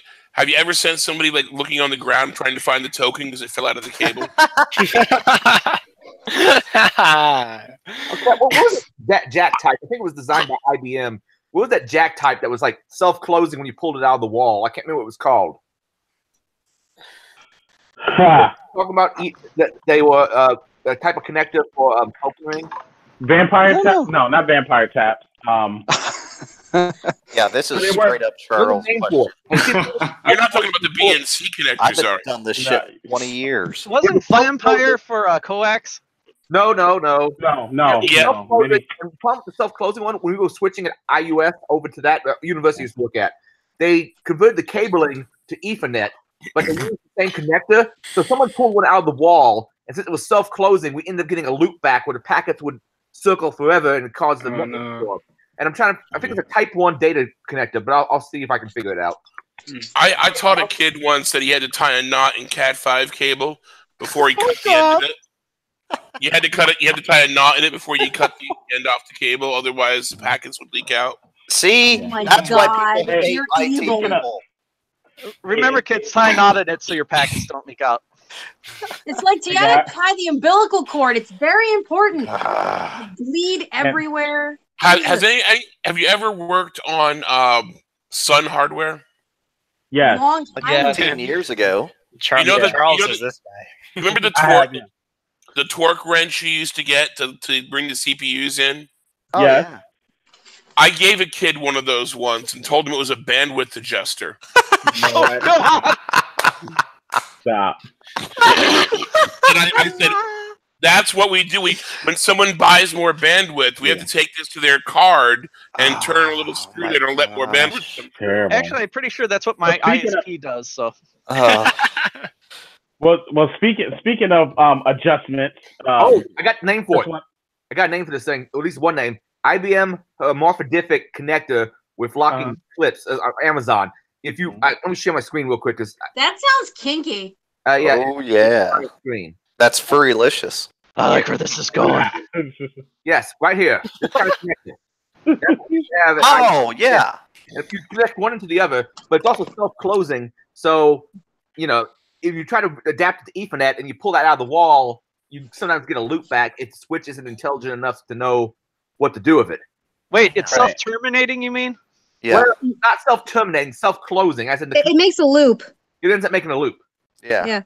Because the idea in token ring is you'd want to be able to pull that out of the wall instead of the token go from machine to machine to machine. Yeah. And back when the switches were much more expensive, tokening had its advantages, even though it was only running at what was it, 16 megabit maximum.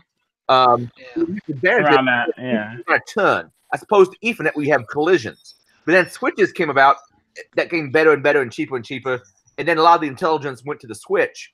We used to actually nuke and rebuild rooms with, I think, Ghost was the tool I think we were using at the time, and you would notice on Ethernet, each machine you added, you had diminishing returns, but Token Ring, it had an even consistency that, you know, like 4 machines would take twice as long as nuking 2 machines. Yep. But in Ethernet, the more machines you added, it decayed worse and worse. Yes. And until eventually we had a feature that was a broadcast feature in Ghost, which made it work a lot faster. So this is old nostalgia for me, for like 20 years ago. Well, speaking of switches, just wanted to take this time. Over the weekend, earlier in the weekend, I bought an Edge router, right? Yes. And I had some pretty cool fun with the Edge router. I wound up putting OpenBSD on it. Woo! So I hacked the router and put OpenBSD on it. So how I did it was, I'm just going to show it off just a little bit. Of course, I took it out. I took it apart. Hey. Once you take it apart. There we go. Sorry. Once you take it apart, it's pretty awesome. You open it up, and voila. And you see the, of course, the 4 card. One's is a console, and then the other 3 you just configure.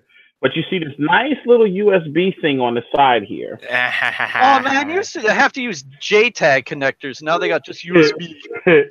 So I was like, this is running it's running like the Edge software that the Edge routers run. And mind you, this router only cost me like $40 at Micro Center. Yeah. So I was like, oh, pretty cool. They had gigabit NICs and everything else. So what I wound up doing, I downloaded the OpenBSD. Is like an Octane file system, FS file. So I had to install OpenBSD over the network onto this little device right here. And mind you, this is 4 gigs. This is a 4 gig drive. So 4 gigs on here is not only OpenBSD, and I'm just using the plain old pf.conf file. That's it for the entire firewall. I also have OpenVPN running, and that's it. And it's running as a DHCP server. So all this on 4 gigs of RAM. I actually wrote a script. I actually wrote a quick corn shell script. I love corn shell. I wrote a corn shell script that automatically goes in at the end of each day and tars up the logs, dumps them off to my remote server, which is my desktop back here, and then just clears off the logs since we only had 4 gigs of space. So that way, my firewall just constantly runs. And what's cool about this, Charles, you know that Linux has this natural thing called rsyslog that will do that for you with log rotate. You don't need to write script for it. Yeah, but this is. You got to throw some OpenBSD love. How many screws to open that thing? Actually, it was 3 screws, just 3. No shit. That's all kinds of fun right there. Oh, you can just go in somebody's house. 3 screws. That's it. Oh no! Think about it, and look at the cool stuff. And think about it. If you really wanted to be, I'm not saying be malicious, but if you were coming from a pen test perspective, and you really want to just swap one of these things out and really do some really crazy stuff and put it on a little USB drive of this magnitude, you really do some fun stuff. Dude, what you could do with that, an idea with that, you could essentially make Hack5's packet squirrel then. Pretty much. Time to eBay a bunch of cheap routers. I'm telling you, look for some cheap routers and see what fun stuff you can actually do with it. Because, like I said, I was just sitting here one day and saying, you know what? I haven't had a firewall in a long time. Like built one. I haven't built a firewall in a long time. I know my mind's always constantly going. I haven't built. You know what you were thinking is. My name is Corn Shell Holio. I need T3 for my Cisco. but you know what's funny though? And your wife's like, man, Charles hasn't spent any money on tech gear lately. Oh yeah. Yeah. Anyway. Like half his talk was showing off the tech gear he bought within like a month before. Yeah. What's up? Well, Cap has seen my infamous book bag with all the goodies. Oh my gosh! Hopefully, he is using the transformer barf of wire that is in his bag for that router, because that was bad. Yeah, and wireless cards. I have plenty of wireless cards. Dude, that was awesome. I should have taken more of them off of you at that point. Yeah, Jeez. dude, I have a bin full of TC links, the version 1s, and also a lot of alpha cards, a Yagi, and a lot of Zigbees as well. Hey Charles. Yeah. Did you do a blog write up for it? No, that's coming. I did a blog. What I did do today. Let me tell you about my day a little bit too. Oh please. So as you can see on the whiteboard, this is 90% of what I was doing today. So I like to try to do something cool each day. So I worked on the attack box. I went through some GDB. I just played with GDB for like an hour, just doing all the different commands. I played with Mona for another hour. And then from there, I don't know, I was just in that mode. I said, you know what? I just got to keep my cross-site scripting skills relevant. So I picked something off of Matilde. It was like a pen test tool, but when you search the drop-down menu, it gives you access to the response from the application, gives you a response to JSON. So I did a blog post on doing reflective cross-site scripting using JSON. Okay, cool. So it's on my blog, BSD Bandit at blogspot.com. So yeah, I spent most of the day doing that. And again, just having fun today. And just hopefully I could do the same tomorrow. And here's my blog. I'm definitely going to blog about the Edge router and how to do it, because I took some screenshots on how to do it and what you need to do. Also, my blog spot, for anybody that's a BSD fan, I do have a blog on there about how to upgrade OpenBSD using one file to do an upgrade. To Debian. Upgrading OpenBSD. Not to anything, just yes. Also too, on the blog, I blogged about exploit for Pac-Man FTP, which I wanted to show. I don't know if I can show my screen if you guys have time. We do. Share my screen. Yeah. We have all night. Oh, we have all. No, we don't have all night live. Hey. Well, yes. I'm done with the breach report. So I got all night. Yeah. If you want to show, if you got that ready, show that quick, and then we'll move into weird group of the week. Okay, let's do that. That would be a good segue. Because so going from weird to a weird group of the week. Okay. Weird group of the week. People who use BSD. You know what? No, it's making me laugh. All right, so let's rock out. So, am I sharing my screen, or you're sharing for me? Well, how am I doing this with? You'll have to share your screen. Yeah, I'm looking at. Yeah, Adrian. Where did I go to share this? Yeah, left side. On the side. Yeah, left side. Greens, and then it'll say like screen share. Okay. Yeah. Adrian, if you can select Charles so that the presenter. Da da da da da. I selected Charles. Yep. Yeah, hold up. Oh yeah, selected Charles. Charles, I choose you as I throw down the Pokeball. What's that? What's that? There we go. Pikachu, I choose you. Yeah. Pikachu. Oh yeah, Right. I choose you. You're sharing your screen now. Oh, I'm sharing my. No. Charles is good. Oh, wait. I'm trying to share my because I have a remote desktop up. So what are we sharing? You can select the window you want to share to. We're sharing pleasantries. Ooh. All right, can you see my Yes. screen? Yes. Immunity debugger. Do the application window. Go into application window, and then So stop sharing screen, go into application window, and select that specific window that has your Kali box, or sorry, your BSD box. Yeah. Is this the buffer overflow? Yes, this is the overflow. Yeah, so I'm selecting the window. Yeah. Out of the loop. Computers are hard. No, just Google. Ugh. Are we going to see the buffer overflow? I guess is what I'm saying. Probably. Hey, Mary. Mary, Yep. give Matt a kiss. He said that you're upset. What? We need him to know that you're not upset about spending the night next door to a micro center.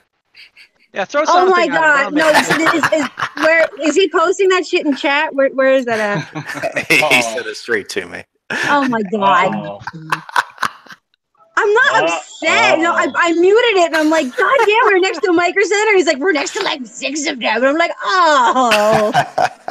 Everyone, DC. I'm like, I'm not mad. We're next door, their headquarters. I just thought it was cool. He found like an edge router for $40. We're next to their headquarters in Columbus. All right. I don't know. I like the university. The Micro Center University. Hey, as a quick aside, for anyone wanting a cheap edge router, you can find all kinds of little like router boards. Yeah. Made in China for under $100. They're actually pretty powerful. I was actually looking at those because I'm looking to replace my router. But yeah, you can get those up there. Oh, you can. Oh yeah, you look up on like OpenWRT.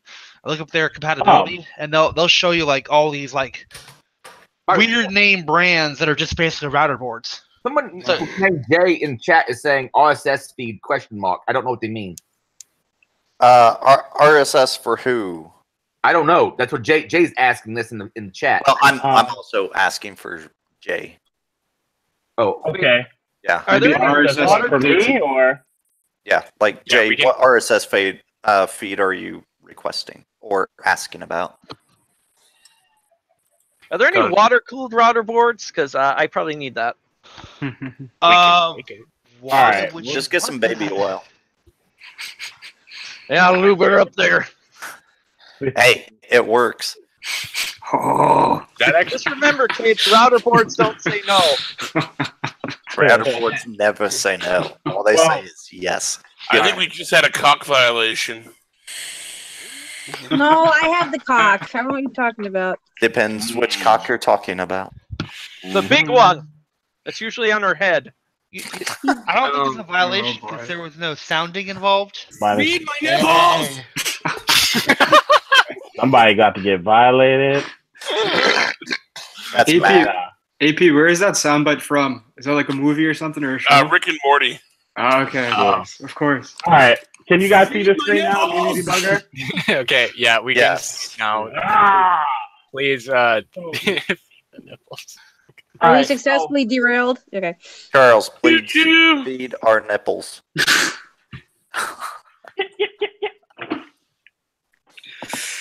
So I did it. I'm just gonna go through just like a brief overview of a buffer overflow exploit using Pac-Man's FTP server. I thought we were going to do this on BSD. What? We're not doing this on BSD.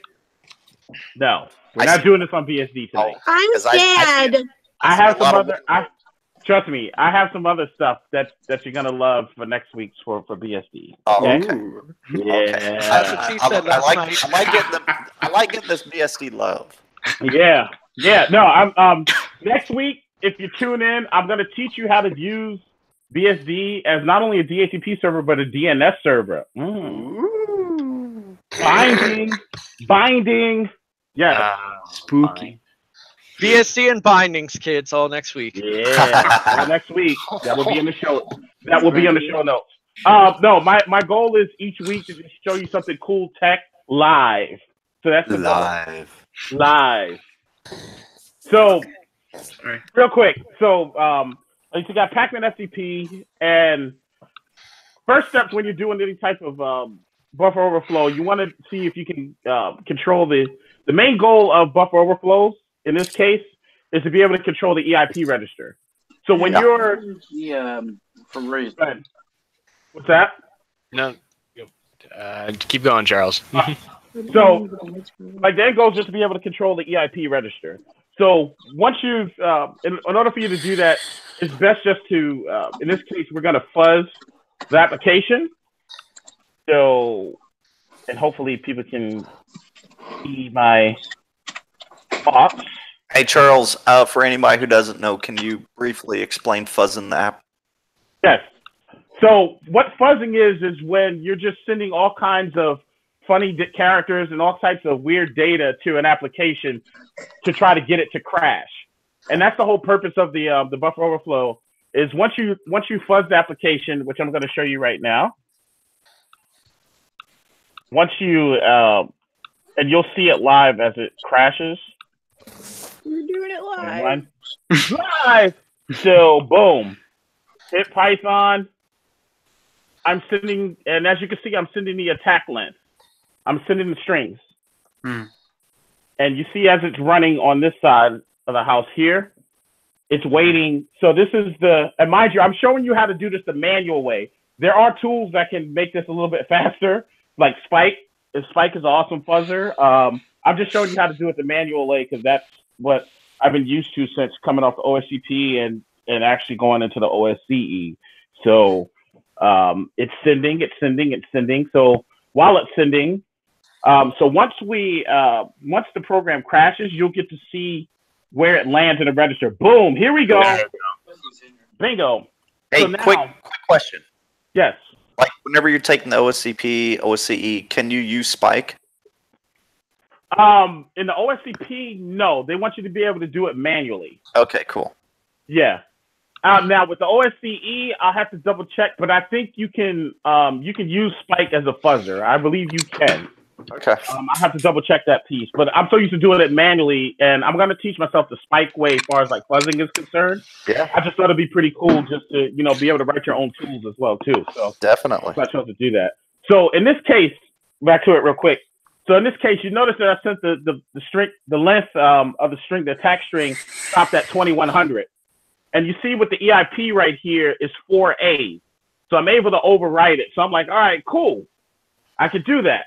So next step, and I'm not going to go through this. So next step, what you would do is you're looking at, all right, let me see how legitimate this is. And Kali Linux has a tool called, within the Metasploit framework called pattern_create.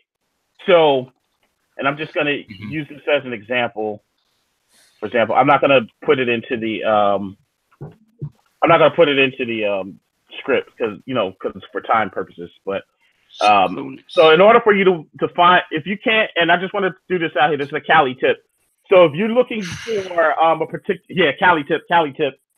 So when you're looking for a specific command, you always want to use the locate command. And then in this case, we're looking for pattern_create, right? Yeah. So boom. And voila. I would have laughed if it said not found. Yes. So now here's what we're going to plug in here, right? So it's a pattern create. Now we're basing the pattern off of what crashed the program in the first place. So we're going to go back to the attack string, which our program crashed at 2100. So this is where you would plug this in, and voila, it will generate a string. And with this string, you're going to plug this into your script and rerun it. Well, first you have to, again, while that's doing that, you always want to stop your program, usually detach. And of course, there's the error, don't send. You want to detach and restart Immunity Debugger and the program itself. Now, as you can see, while I was doing that, the string was generated. So this is the pattern string that you would put into the to your script, to your next version of the exploit. So now, as you can see, I'm fired up Pac-Man again, and I'm firing up Immunity Debugger. Now, Immunity Debugger, just to throw this out here, is not the only debugger for Windows. You can also use Ollie, and you can use WinDB. I just chose Immunity Debugger because I like the colors. Hey, I'm being honest. I thought it looked cool with the black screen. It's the exact same way that Charles chooses sports teams. You know what? I'm done with that. So now speaking of sports, I'm going to get back to attaching. So, attaching. Now I'm looking for the services that's running FTP, Pac-Man FTP. As you can see here is P-Man FTP02, attach, and voila, boom, it'll show up in a few seconds. So now we're back up and running, and you want to, of course, always want to click run on the script itself. And again, I'm just kind of rushing through this. So again, you would go through, and I'm going to open up my model exploit that I've already done. So you get a gist of what it looks like. So as we're creating, go back. So as you're creating your exploit, and I'm just going to go through Pac-Man CP. And like I said, I'm just going through for the sake of time, right? So what you would normally do in this case, you would actually plug in that pattern.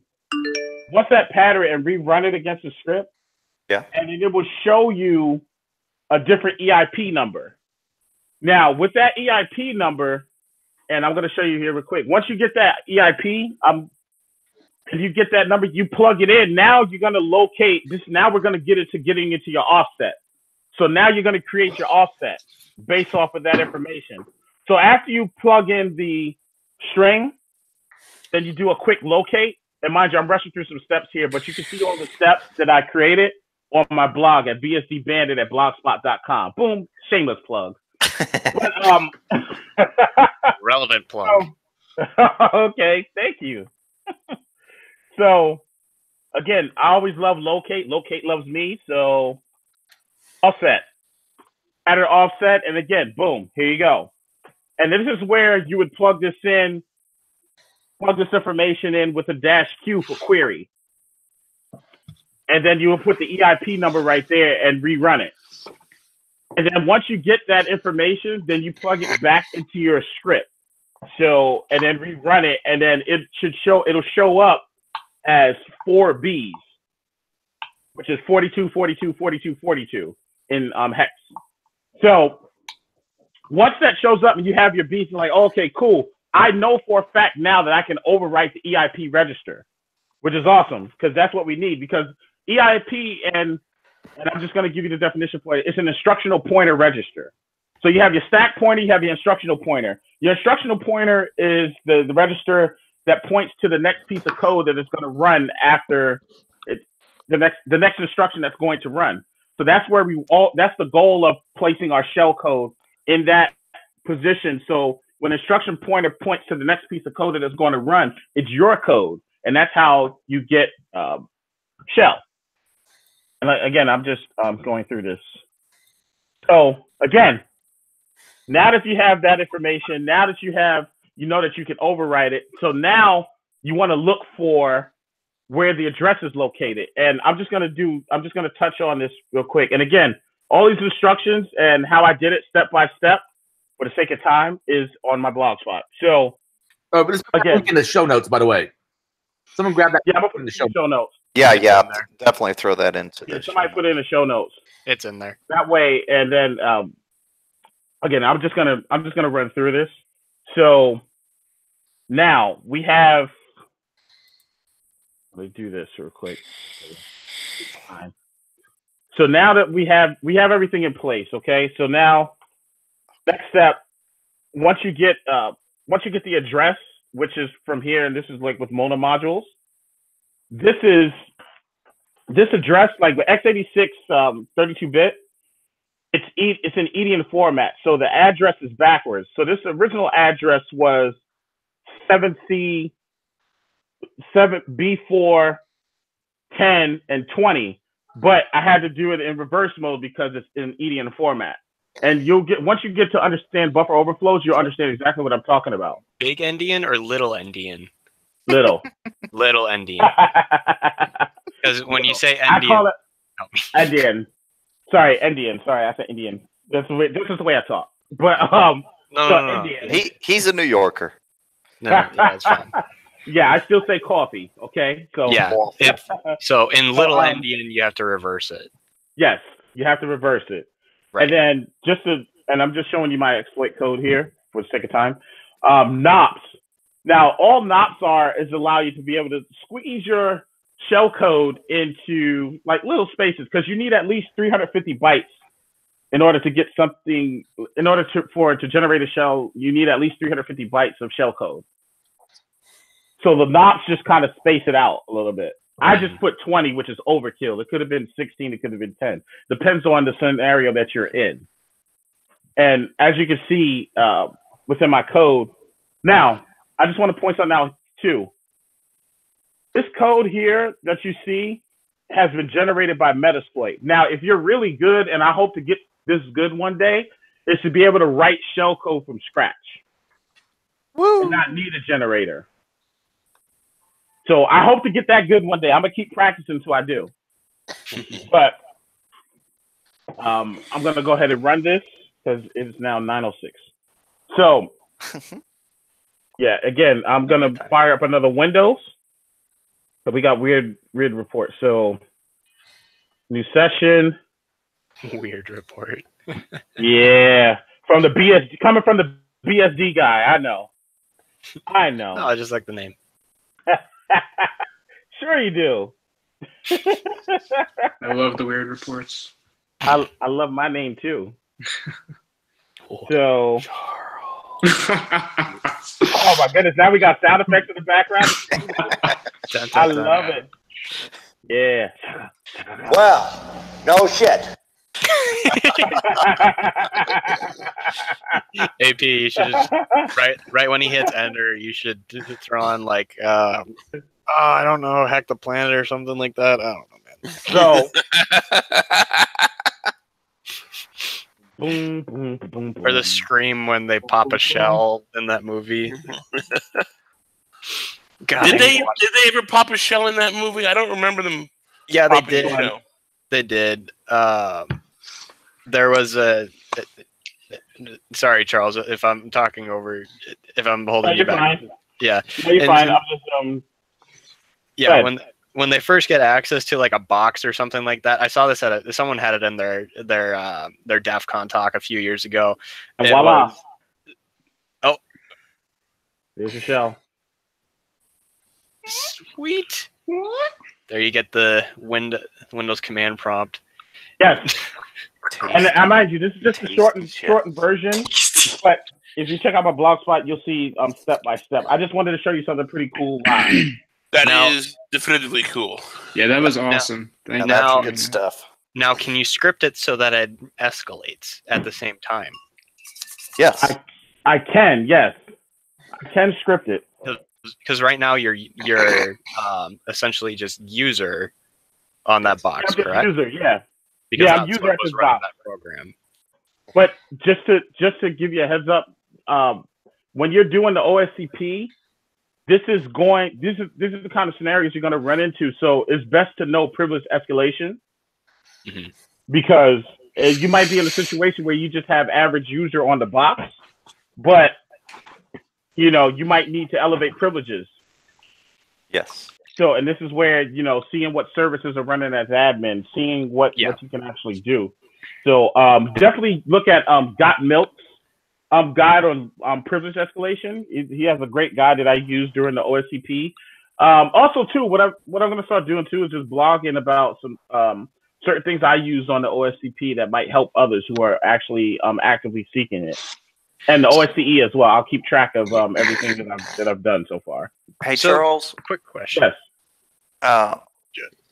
Yes, me first. Yep. I'm older. You're young. Now, on the OSCP, do they put any type of like bypassing AV prior to advancing to admin, like anything like that on there? Like going past EDR, anything? No. Okay. OSCP, as far as like buffer overflow is concerned, it just does the basics of buffer overflow. So it's just a matter of just having your POC, and then it's just the basics of what I just showed you here from a manual standpoint and counting bad characters. It leaves off now where OSCE picks up is where you get the evading antivirus, bypass the ALSR. Okay, depth. cool. That's when you get deeper into that aspect because OSCE looks like it's more specialized. It's not like how the OSCP where you're kind of like all over the place and everything else. Yeah. This one it's a little more specialized and not just exploit development, advanced web attack. So you're looking at it from a standpoint from turning a simple cross-site scripting vulnerability into a more pretty much remote code execution. Yeah, because that's what I was wondering about, because like Cappy was saying,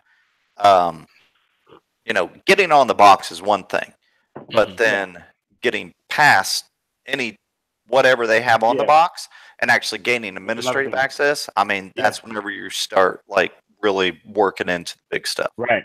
But you know what I've learned too in the real world there's real world pen testing and then there's the offensive security pen testing. Yes. The real world pen testing is sending a fish. Yeah, if you get but if you in the real world pen test, if you get on the box, that's ball game. Yeah. Data is king.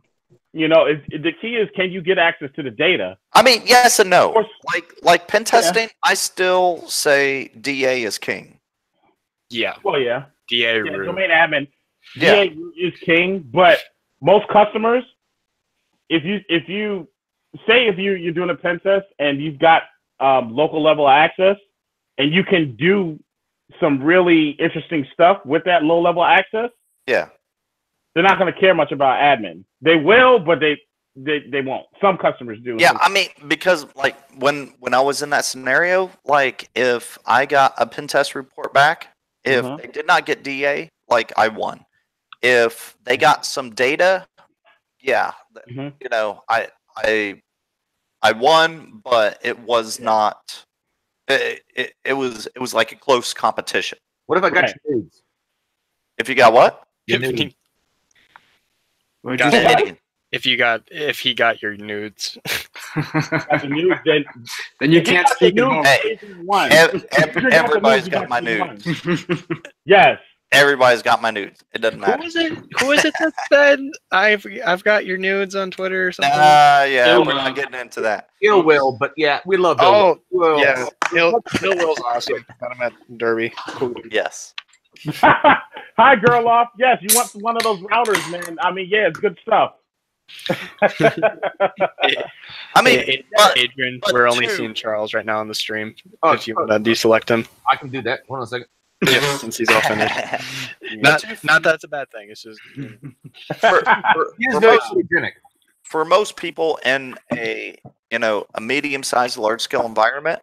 Yes. If a pen test cannot get DA, I mean that's a win for the blue team. I mean just putting it out there. I mean you may have got some data, you may have got this and that, but if you didn't get DA, like and you won. Yeah, I'm gonna say that, like me personally, I feel like that is a win for the blue team. Like anytime somebody does not get DA. Now, granted, can you define DA for me real quick? Domain admin. Okay, I wanted to make sure. Yeah. So if you were able to get some, like crown jewel type of data, yes, like I'm definitely gonna be looking into that, like closing those gaps, stuff like that. But I mean, that's a big win for blue team if a pen tester does not get DA. But I will say this as an offensive guy, I definitely want to make sure that, because like I said, before I became offensive, I was sort of defensive. Like I did operating system hardening, if you can count that. Like I always look to like lock down the OS from a kernel level and basically from the tools that are included with the operating system. I was always careful about installing third-party software. Yeah. As a sysadmin, like if I needed to lock something, that's how I got into like IP tables, IP chains. Yeah. At the time, and PF because I didn't want to. If I was going to build a firewall, I was just going to use the tools that were included with the operating system.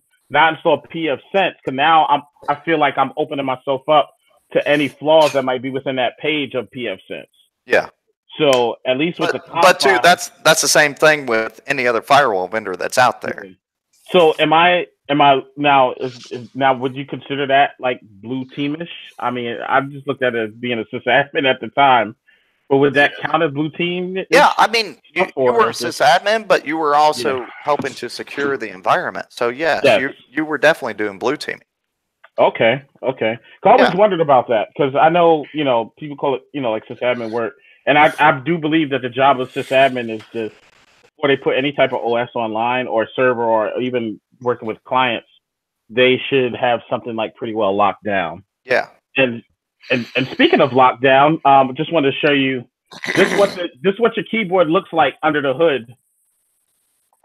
Booyah. I took the keys off. Nice. And these are the keycaps. I did purple because I like purple teams. I like red and blue teams. So that's why I did purple. But yeah. I mean, Charles, we know you are colorful. I like purple because of my stuffed raccoon. Yeah. I like purple because it's pretty. There you go. And then of course. So I'm just having fun with my keyboard and just rocking out. I had to switch out some keys. I don't know. I think I spilled coffee on the old keys. Oops. So I have backup replacement keycaps, and hence why I like mechanical keyboards. Because if I had a regular keyboard, I'd have to throw the whole keyboard away. At least with the mechanical, I can program it, switch it up, and do whatever I need to do. That's one of the cool parts I think for having a mechanical keyboard. And again, it makes me smile. There you go. I do want to roll it back real quick. Jay said something about, isn't the blue team mindset supposed to be that they are going to get in, so we should do everything we can to limit their access access. And you should be thinking that way when you give out access. Yeah. I mean, you give out the minimum amount of access you need to give in order for a person to achieve their job. Right. Right. Access is a great way to prevent infiltration, because even if they get in, they may not be able to get where they need to because of, again, you've isolated things out enough. Yeah. And see, and that's essentially what I was getting at. That, I mean, you need to put the layers in place. And like what we were talking about here, I mean, Charles had shell, which is awesome. But then Charles also has to evade whatever defenses you have on an endpoint. Exactly. And then Charles also needs to elevate to administrator. And then from local administrator, Charles somehow has to get to DA, to fully pwn a network. And, honestly, I don't think we throw hardly any positives to the blue team guys. I was a blue team guy for freaking ever. And it was always just like, boom, you are getting smacked and hit upside the head 100% of the time. Mm-hmm. And, if you have a legitimate pen test, not like a checkbox pen test, like a real pen test. Yeah, a vulnerability assessment. Yeah, and they come in and they do not get domain admin. I mean, I guarantee a good team, a qualified team, even if it's one guy, I mean, that happens a lot. If he gets some data but does not get domain admin, I mean, I check that up as a win for the blue team. It sucks whenever it's like an Equifax or this or that, and they can still get, database types of access and stuff. I mean, there's areas to harden, but if they did not get domain, I mean, that is a win. That's a win. That is. Yeah. I agree. I would say that, That's a major mitigator kind of thing. Yeah. And I just want to throw that out there because I was on blue team for so freaking long, and I was a solo guy, and gosh, it was just stupid high stress as a solo person, consistent, and for nobody to ever get DA that's good. That is huge.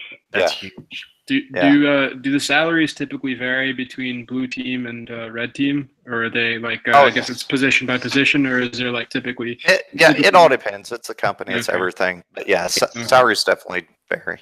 Position, skill level. Position. Yeah. Sure. Yep. And I would say this: if you're going into this and this is just for the new people. If you're going into this looking at it from a salary perspective, get ready for a box of tears and Kleenex. Already got mine prepared. Here's the thing: we got into this because we enjoyed it. The money will come, no matter what you do. The money will come. You get good enough, and you link up with the right people. Yep. The money will come. Yep. But you just got to stay true to your craft. And I know if anybody who's salesy on the call or on the cast will say, whatever, man, bull, we're after the dollar signs. And that's cool. But just be prepared, as you're sitting up late, and let's use pen tester as an example. Somebody that comes in and they have the mindset of a person who's trying to get, like, I'm trying to make like 100,000 off the bat. I just passed my cert. I just graduated college, and I want my 100K a year job because you know what? I deserve it. That's called a paper tiger. Hey, no. Hey, no, I'm trying to like it is. Paper tiger, get me a cup of coffee, motherfucker. And then when you listen, yes, and you come into the interview, they'll be like, so why should we hire you? Be like, well, because the money's good.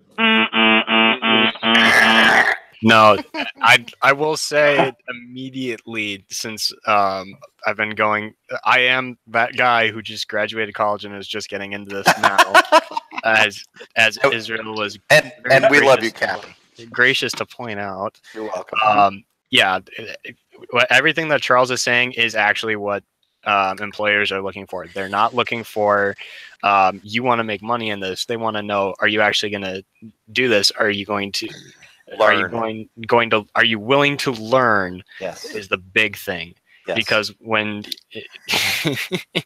you probably heard this a million times, you don't stop learning after college. Well, I mean, and honestly, like looking at Charles, like Charles is the perfect example.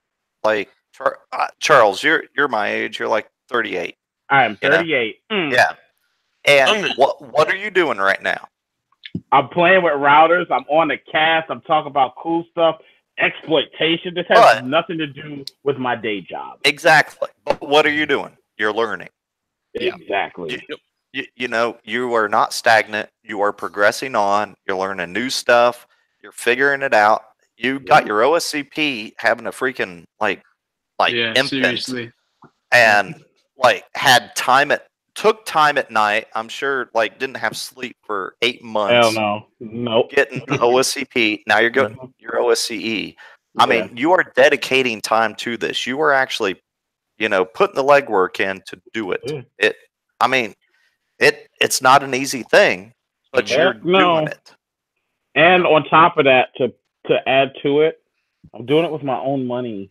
Yeah. I can spend my money with something else and get all the other stuff. Yeah. But your security I just want to invest in myself.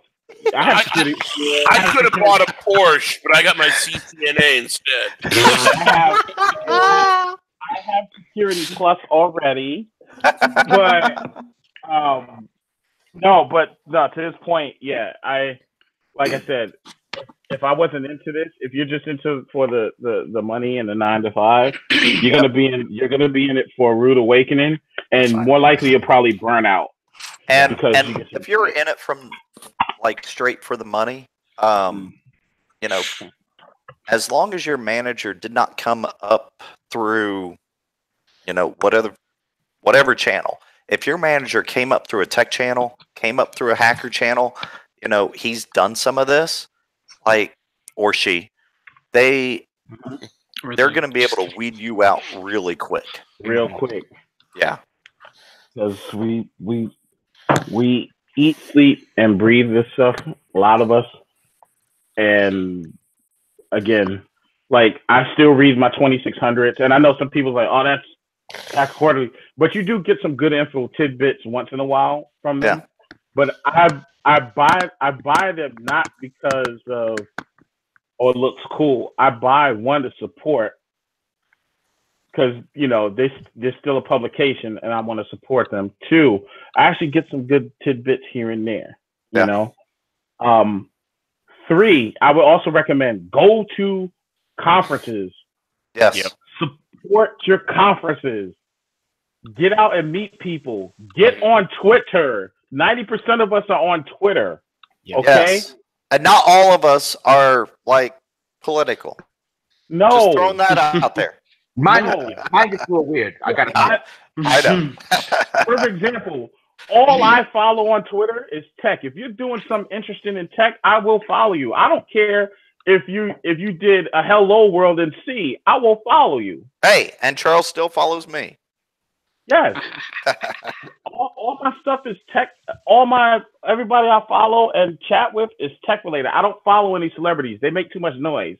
Yes. But they're also worthless. Yeah, they are.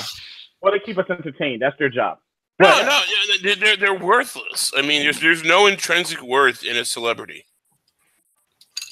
Well, yeah, it's not. But okay, but weakening, fapping. No, but I'm just saying in general. Totally different. Get out there, support these conferences. If you can't make it to a conference, go to Irongeek.com. Yes. You get all the conference love you need right from the home of your living room with no pants on. Yes. Okay. And that's a good point too. With Irongeek, just get in the way. Yes, pants do get in the way.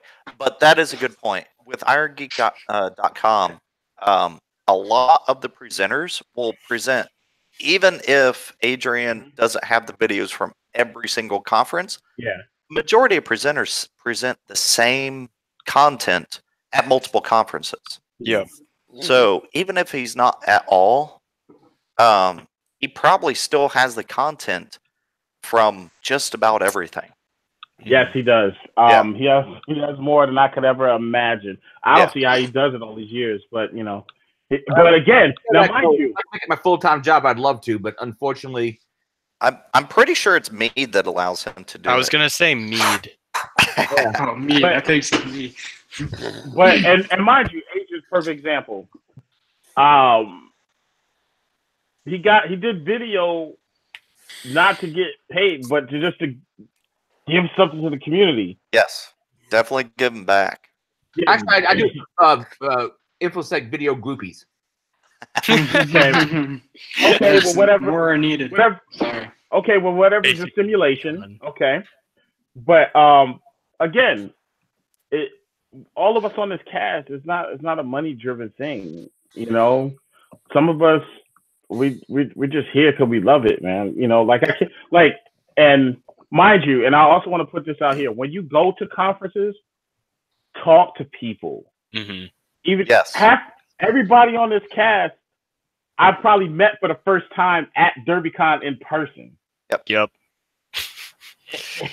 it was an experience. Hey, that was an experience with Caprico. I don't know what you're talking about. No, I'm pretty sure it was an experience meeting moi in person. Yeah. Nah, you're pretty much the token cast member. We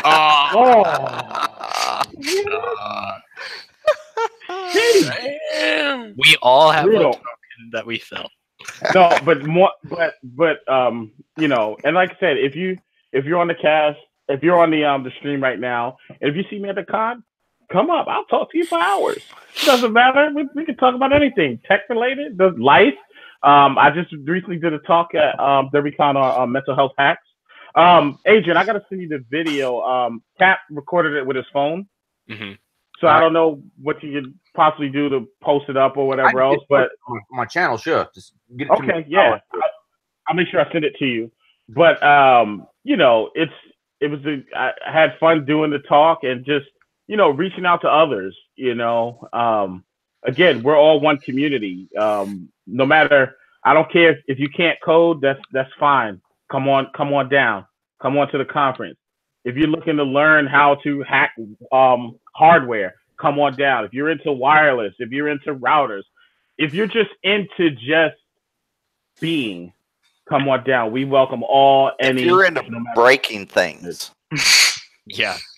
No, breaking, fixing, If you're into breaking, no, we don't fix, we break. Thank you. No, we fix games too. But no. If you're into defensive or offensive or both, come through. Like, this is what we do, man. We learn from each other. We have a good time while we're doing it. So I have to say, this is like the security infosec community is like the most welcoming community that it is so welcoming. Like don't discriminate against anybody. It's really awesome. Get the fuck out, Greg. I love Greg, you're like 75. Shut up. All right. And if you ever see me at a conference, more than open to talking to me. Though I'm sure Charles can attest, can be a little bit shy at first, but that's more so. Liz talk warms to me a little up. bit. I'm more than happy to talk. Yeah, Liz warms up with mead. So if you give Liz mead, he'll mead. Yeah, I love it though, man. That was some, and it was some good mead. It was. I've never seen so many varieties of mead before. I know. I go to a wine place. I go to a liquor shop that's the size of a fucking supermarket, and then they don't even have a half the varieties of mead that was at that point. One I got in there this year was Tej. That's Ethiopian mead. But I've had that previous years. I just didn't go out to the store. But luckily, the guy who was hosting in his room, Brian, he got in sec. I think he's not proud about his name, but anyway, I outed him anyway. He bought some mead. I bought some mead. Some other people bought some mead, and people were coming and driving from all sorts of places and knew this would happen. Now, next year, hopefully, we can get the karaoke happening again. Unfortunately, my karaoke guy, he had some problems and couldn't make it, apparently. So next time, I think I'm going to configure one of my laptops to do karaoke. And Forgotten said, no way in hell would karaoke ever happen in his room. Hey, yes, and two, he was awesome. Like, yeah. And that's not the slight Forgotten. It's that was awesome. Cool about us taking over. Well, it's not karaoke yet. The problem. The thing is, some people don't understand the language. I mean, I had a guy. He tried to do karaoke. And he ended up doing bukkake instead. And, oh my god! It was a mess. I will say this on stage. Oh, I'm not on stage yet, but I will say this on the cast. If you do that karaoke, I'm getting up on stage. You put that Journey on, it's on. Yes. Nice. It will be a concert in there. People will be raising. And shameless plug for the surveys. Like, you can request who you want to see in concert next year. Oh, that's awesome. I straight up put Boys to Men. Who do we want to see? Boys to Men at a hack. Oh my god. Yes. I don't know who. That's me. I'm all over that. And that's a tough one. I don't know. Boys to Men. Yes. You know, they are still like one of the largest. I won't say largest groups. What about Big Daddy Kane? I don't know. But Boys to Men in Japan, like Boys to Men, they are big in Japan now as they were back in like the late 80s and 90s. It's nuts. And they're all still together. Wow. They're making just as much money there. Maybe Kid and Play? I don't know. Ooh, Kid and Bobby Brown was Play. New Edition, wasn't he? Which one was Bobby Brown in? Which one of boy bands was Bobby Brown in? New Edition. Yes, New Edition. Yeah. Oh my god! I remember his solo shit. Wow. Like, I love New Edition. Yeah, me too. Like, but but that Bobby Brown, that I guess we're on our own from the Ghostbusters 2 soundtrack.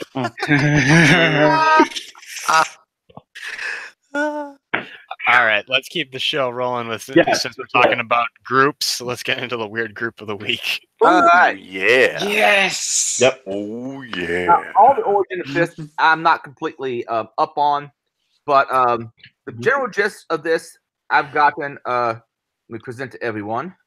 The weird group of the week is non-player characters or NPCs. Yeah, non-player characters, NPCs. This is it's not really a group, though. Well, it's not really a group, but then again, we also cover tankies, which is what somebody calls someone else. No one considers themselves a tanky necessarily. Like, no one. But something people label others with. So yeah, it doesn't quite fit, but I needed a group for the week, and this one's been in the media a lot. I like this group. Okay. Hey, Tank Girl's cool. Yeah. Yes. But there's no throwback. There's Tank no Girls, that's- substitution for Jet Girl, though. Oh. Yeah, Tank Girls is so 2015. These days, it's Ship Girls. All right. Back in July 7th, 2016, someone posted this article, or this idea that there was only so many souls in the universe, and they can be recycled, but we have so many people now that those people who have no actual soul, and they're basically automatons, like non-player characters who repeat the same phrases over and over again. Like a month or two ago, this got amplified some, and also there was a lady named Aiden Paladin who talked about an article about NPCs, because apparently there's an article that popped up, I'm not sure what year exactly, about not everybody has an inner monologue. So if you actually look at research, and she debunked some of it, they do have an inner monologue, just not all the time. Right. They were asked, I think a phone rang or something, or buzzed for them, and they're supposed to write down what they were thinking at the time, and not everybody's always thinking something. So this idea of NPCs came across, basically people who are automatons, who are like NPCs in video games, just repeat the same catchphrases over and over again. And it sort of became, an insult that more. It's the equivalent of saying sheeple. It's basically like saying sheeple, yes. It's like, well, right-leaning people insult left-leaning people by saying they all point out the same things. Like, for instance, if you ever watch any late-night comedy talk shows, there's a lot of same talking points over and over and over again. It's very one-sided, and people got really pissed off they were being called NPCs. And an article written in Kotaku, which Live Beef, what is your thoughts on Kotaku? They can eat shit. Okay. Although I will say that they have occasional diamond in the rough, and they've had their one diamond every 3 or 4 years. But this is not one of them. So Kotaku. So what is this, Cuban Zirconian? I had a little vodka, you guys. Kotaku got all butthurt about it, and then, well, you showing that you're butthurt by a meme only makes people meme it more. So a bunch of people started creating bot accounts. Well, not even bot accounts, but they're probably actually real people parroting what an NPC, a non-player character, would say. And so it's a lot of left-wing talking points. Now, that said, the left wing's gone back up to the right wing, and there's now this character is known as Wojak, and particularly this is NPC Wojak, as opposed to this is the more normal Wojak. Promotion and so forth. So there's also some left-wing people who are attacking the Trump supporters as being automatons. The funniest ones, well, I think of one particular way, but that's me, of course. There's a bunch of funny memes out there. Definitely check out the show notes.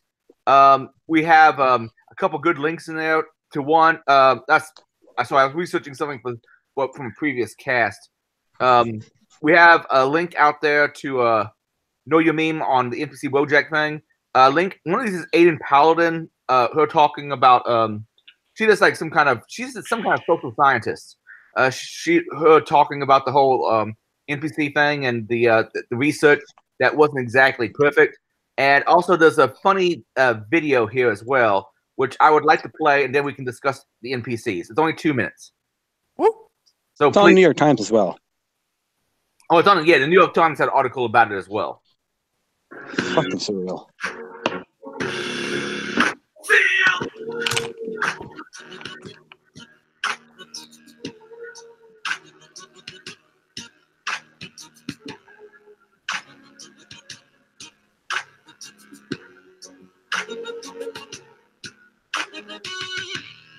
Got no inner monologue.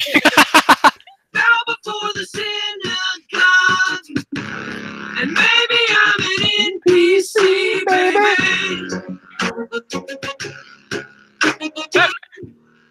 This is how the ego dies. I'm taking my SSRIs. Maybe I'm an NPC, baby. Feel.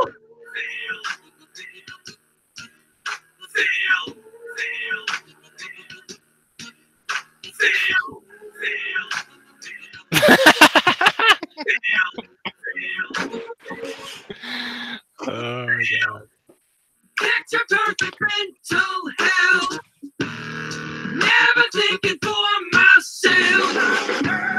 Maybe I'm an NPC, baby.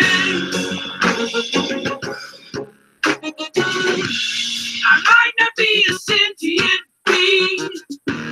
I'm happy to be just a thing. So maybe I'm an NPC, baby.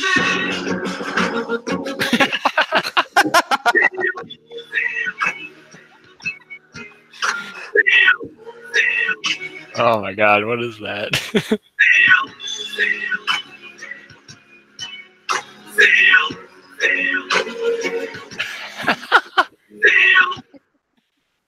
And the thing that makes it kind of funny is to talk about dehumanizing and all that, but the left wing has been calling the right wing bots and Nazis for the last 2 years. And if you want to dehumanize people, calling them bots and Nazis is about the best thing you can do, because in video games, what are the 3 things that you can kill without any remorse? And that's why they're using so many video games. Name me 3 things.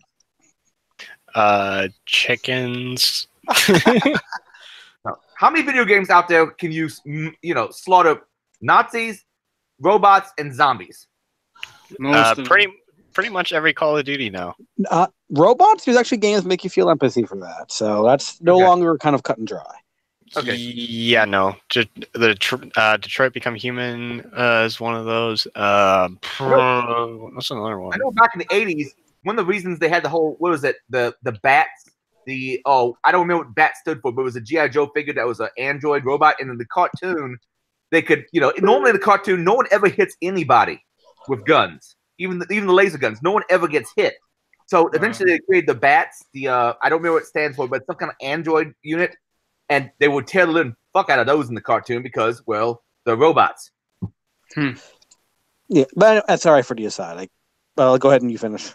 But that's pretty much the NPC meme/group, which granted isn't really a group, but then again, neither was the Tankies.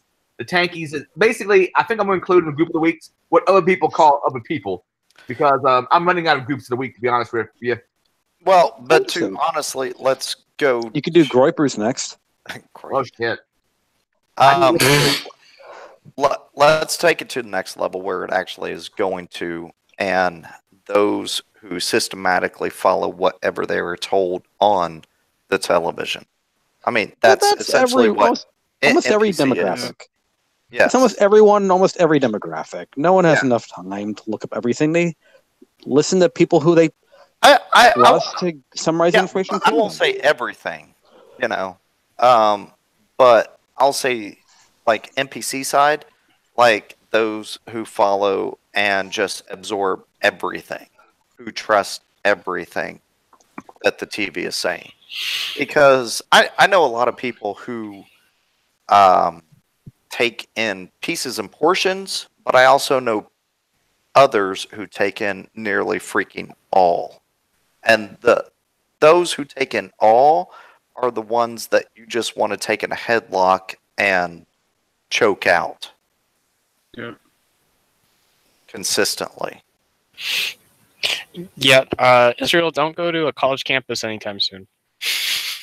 I don't. Otherwise, it will turn into a WWE match. No. Most college campuses are not like that. It'll be fairly one-sided. Mine was, but I'm also in a very, very, very liberal state. Historically, anyway. All right. I went to a school in my college, and one teacher actually. You're breaking up a lot, man. Yeah, Greg, you're breaking up. Switch to the other side of the room. Hey, Illustrious is on. Yup. How you guys doing? A resident physicist. Resident physicist. All right. Sounds so august and important. It's sexy. Well, damn straight. All right. Adrian, if you're finished, to save on time, I'll run through vulnerability of the week real quick, and then we can if wrap no one up. else has anything else to say about NPCs, I'm done. Anybody else have anything to say about NPCs? Well, one last thing to say about that. There's confusion as to why, the official reason why Twitter banned 1,500 NPC-themed accounts. Ostensibly, it's because they were promoting a lot of pro-Trump propaganda, and it's essentially because it's promoting a lot of pro-Trump propaganda, and not all of it true. Yeah, but if you're that much influenced by an obvious meme account, I mean, people get all this news about, Facebook ads, this should go this way, it's like, no, shit. The phenomena is called cool hunting. It's where the news they want to harvest the social capital of the people they're targeting. In this case, people who post memes, and fucking with them is or trying to get one up them is how they try to harvest some social credit, saying that the people who spend memes are not the ones who influence everyone. It's us. We're the ones in charge. Well, but I remember when there was a time, and I hope it's not now, but I remember a time whenever, at least the news was reporting that there was a large group of individuals who would follow Oprah Winfrey. And I'm not saying color, genre, whatever, but there was a large group of people who would follow Oprah Winfrey. And whatever she said, the individuals would go with. Like, I mean, if that's true, that sucks. Well, I mean, there was Oprah's book club. She made any book that she publicized in her book club immediately made the New York Times bestseller list. Isn't that how Dr. Phil and some other sort of doctor got the name? I can't remember, Dr. Oz. Well, I mean, Dr. Phil originated off of Oprah. I think Dr. Oz maybe did too. Steve Wilkos originated off of Jerry Springer. Oh, that's hilarious. Yeah, he was Jerry Springer's bodyguard or something like that. No, really? Mm-hmm. Damn. I need to become Jerry Springer's bodyguard. No, but really though, that's so true. People are just like parroting and stuff like that of like, what just the media says. I mean, I think even with Clinton and stuff like that, there are just some diehard Democrats will say, "Oh no, he never committed any sexual improprieties or anything like that." They can't get that, like they can't accept that or anything like that. It's and they just listen to what their party tells them. Yeah. I mean, and that's absurd. Like, whether you're Republican, Democrat, screw it. Like, have your own thoughts, opinions, vote with whoever most aligns with your thoughts and opinions, not what some, talking head tells you. Dragon energy. Dragon energy. Yes. I really like this group, the NPC. I thought that was such a great roast that they don't have an internal monologue. My gosh, that was. I love that song. Yeah, I really am enjoying the NPC meme. I didn't really know about it until last month or so. I guess it goes back to 2016. There's some guy who was tracking the accounts, and I'm not sure. I should have looked up the name when I first saw that he was following me. But if it's the same guy I'm thinking this, he no longer follows me after I changed my avatar to NPC agent. I do. NPC. That's okay. It went from like 25,001 followers to like 25,000. Good. Oh knows. It's such fertile ground for people to take it right back and turn it against Trump supporters. I just wish they would have taken that angle more so rather than vilifying them in the media. While I was waiting to get Is that what they did with it? There's a few people who were against Trump supporters who tried to turn the memes back on the main people from Poll and the Donald were promoting it. They were trying to like vilify women in media though? No. Saying that the people in the media were vilifying use of the meme, saying it's dehumanizing. And ostensibly that was an attempt to lump the meme under Twitter's proposed banning of all dehumanizing language rule. I mean, yes and no. I mean, that is what it's doing. It is sectioning them with essentially, to put it in sci-fi terms, the Borg. Because that is what we've seen so many people do, is that they don't go out and research. They don't find who aligns with them. They just say, okay, well, I most closely align with the Democrats or the Republicans, whoever it may be, and this is who I go with because they're Democrat or Republican. They don't actually like align with the person. They align with a party. Certain political stances go together, even though they don't really have a whole lot of connection.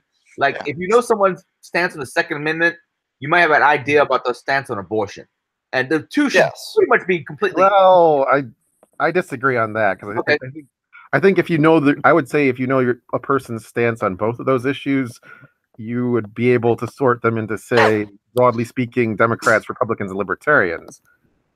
But you need more than just a single issue to really understand or to have an idea of how to predict a person's voting. Well, see, that is the issue, though. You see that there is an issue in that.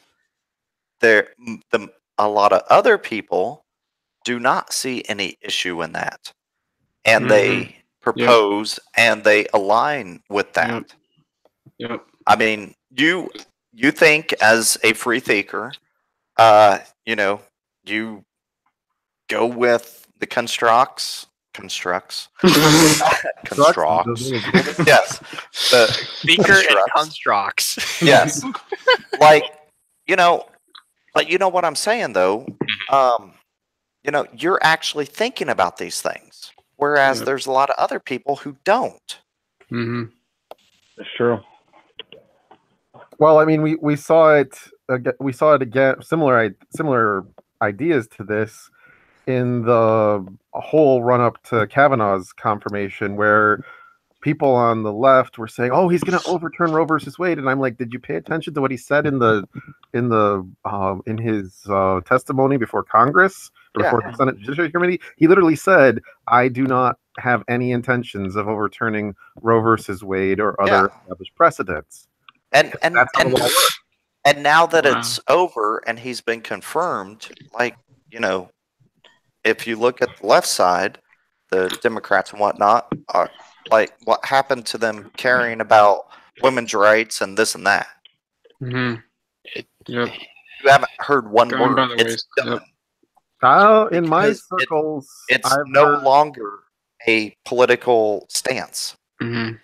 I've heard quite a bit of people, and some of them I align with the NPC meme, but in my circles of acquaintances, there are still people on the left who are still mightily angry that Kavanaugh is on the court at all, and they'll say that his temperament is not suited to the court, and all of the memes that the left developed to attack him, they were still bots running those memes. But those are one-off individual. That is not a group consensus thought frame. People have just a lot of people think there's no point in being super angry when they lost that massive fight. I mean, a lot of people still are unhappy about him getting on the court. Well, one of them, though, for different reasons than most. And that's a good point. What was the fight? The fight was to keep him off the courts. Exactly. Yeah, the fight was not women's rights. The fight was keeping him off the courts. Well, I would slice it a little bit more finely than that. The fight was to force the Republicans to withdraw him and start over. Yes. Which would have prevented a lot of vulnerable Democratic senators from having to make that politically contentious vote prior to the election. And going past what I was saying. I mean, it was not, though. I mean, the big thing that I was saying is the fight was not the women's side. The fight was Kavanaugh. It was also using a political tool, trying to strengthen it. If they were able to successfully get Kavanaugh's nomination withdrawn, then it would have been confirmation to them that they could keep using that same attack tactic, and they would have leaned on it a lot more.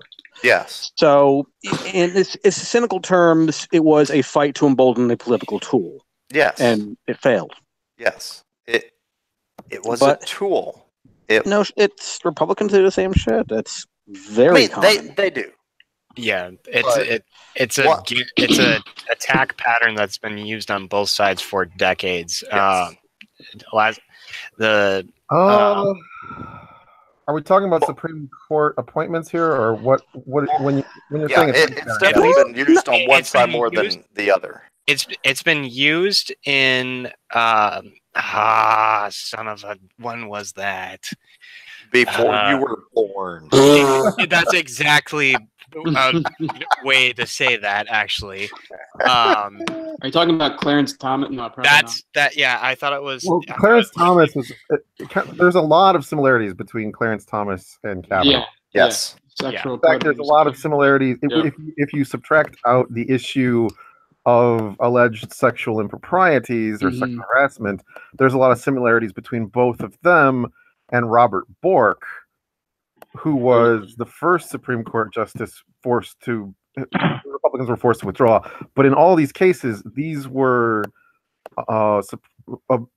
appointments that were made by a Republican president, and it was the Democrats attacking them. I only object to your both sides statement because when I think back to recent Supreme Court appointment history, I cannot bring to mind a case where the Republicans forced the withdrawal of a Democratic appointment to the court. Wait, and whenever I say both sides, and I assume you're talking about me. I say both sides in regard to tactics, not necessarily. I mean, because the Republicans use the same type of tactics because they're efficient tactics. Yeah, they're both playing power politics as best they can. I'll agree with that. So I'm speaking more on the tactics side, not necessarily, the amount of time, frequency, anything in that regard. Who's the Democratic?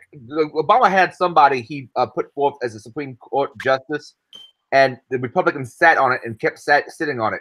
I know I care about that. Who was that? Merrick Garland.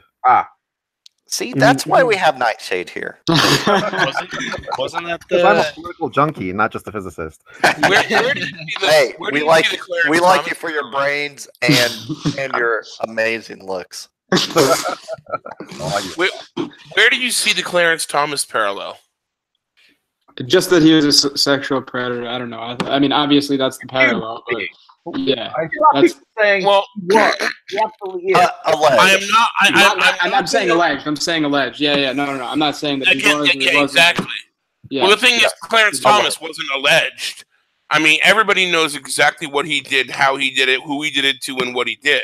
Mm-hmm. Hey, is there a pubic hair in this Coke? There's no ambiguity there. Well, the thing is that the only thing that proved that was Anita Hill's testimony.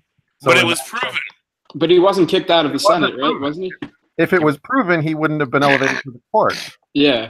It was the same song and dance back then in the early 90s as just now with Kavanaugh. I mean, the court. Yes. I thought they had a better case against him than that. Well, they had a better case against him in the sense that all of the alleged behavior took place on federal property, and therefore they could actually have a reason for the FBI to open an investigation and things like that.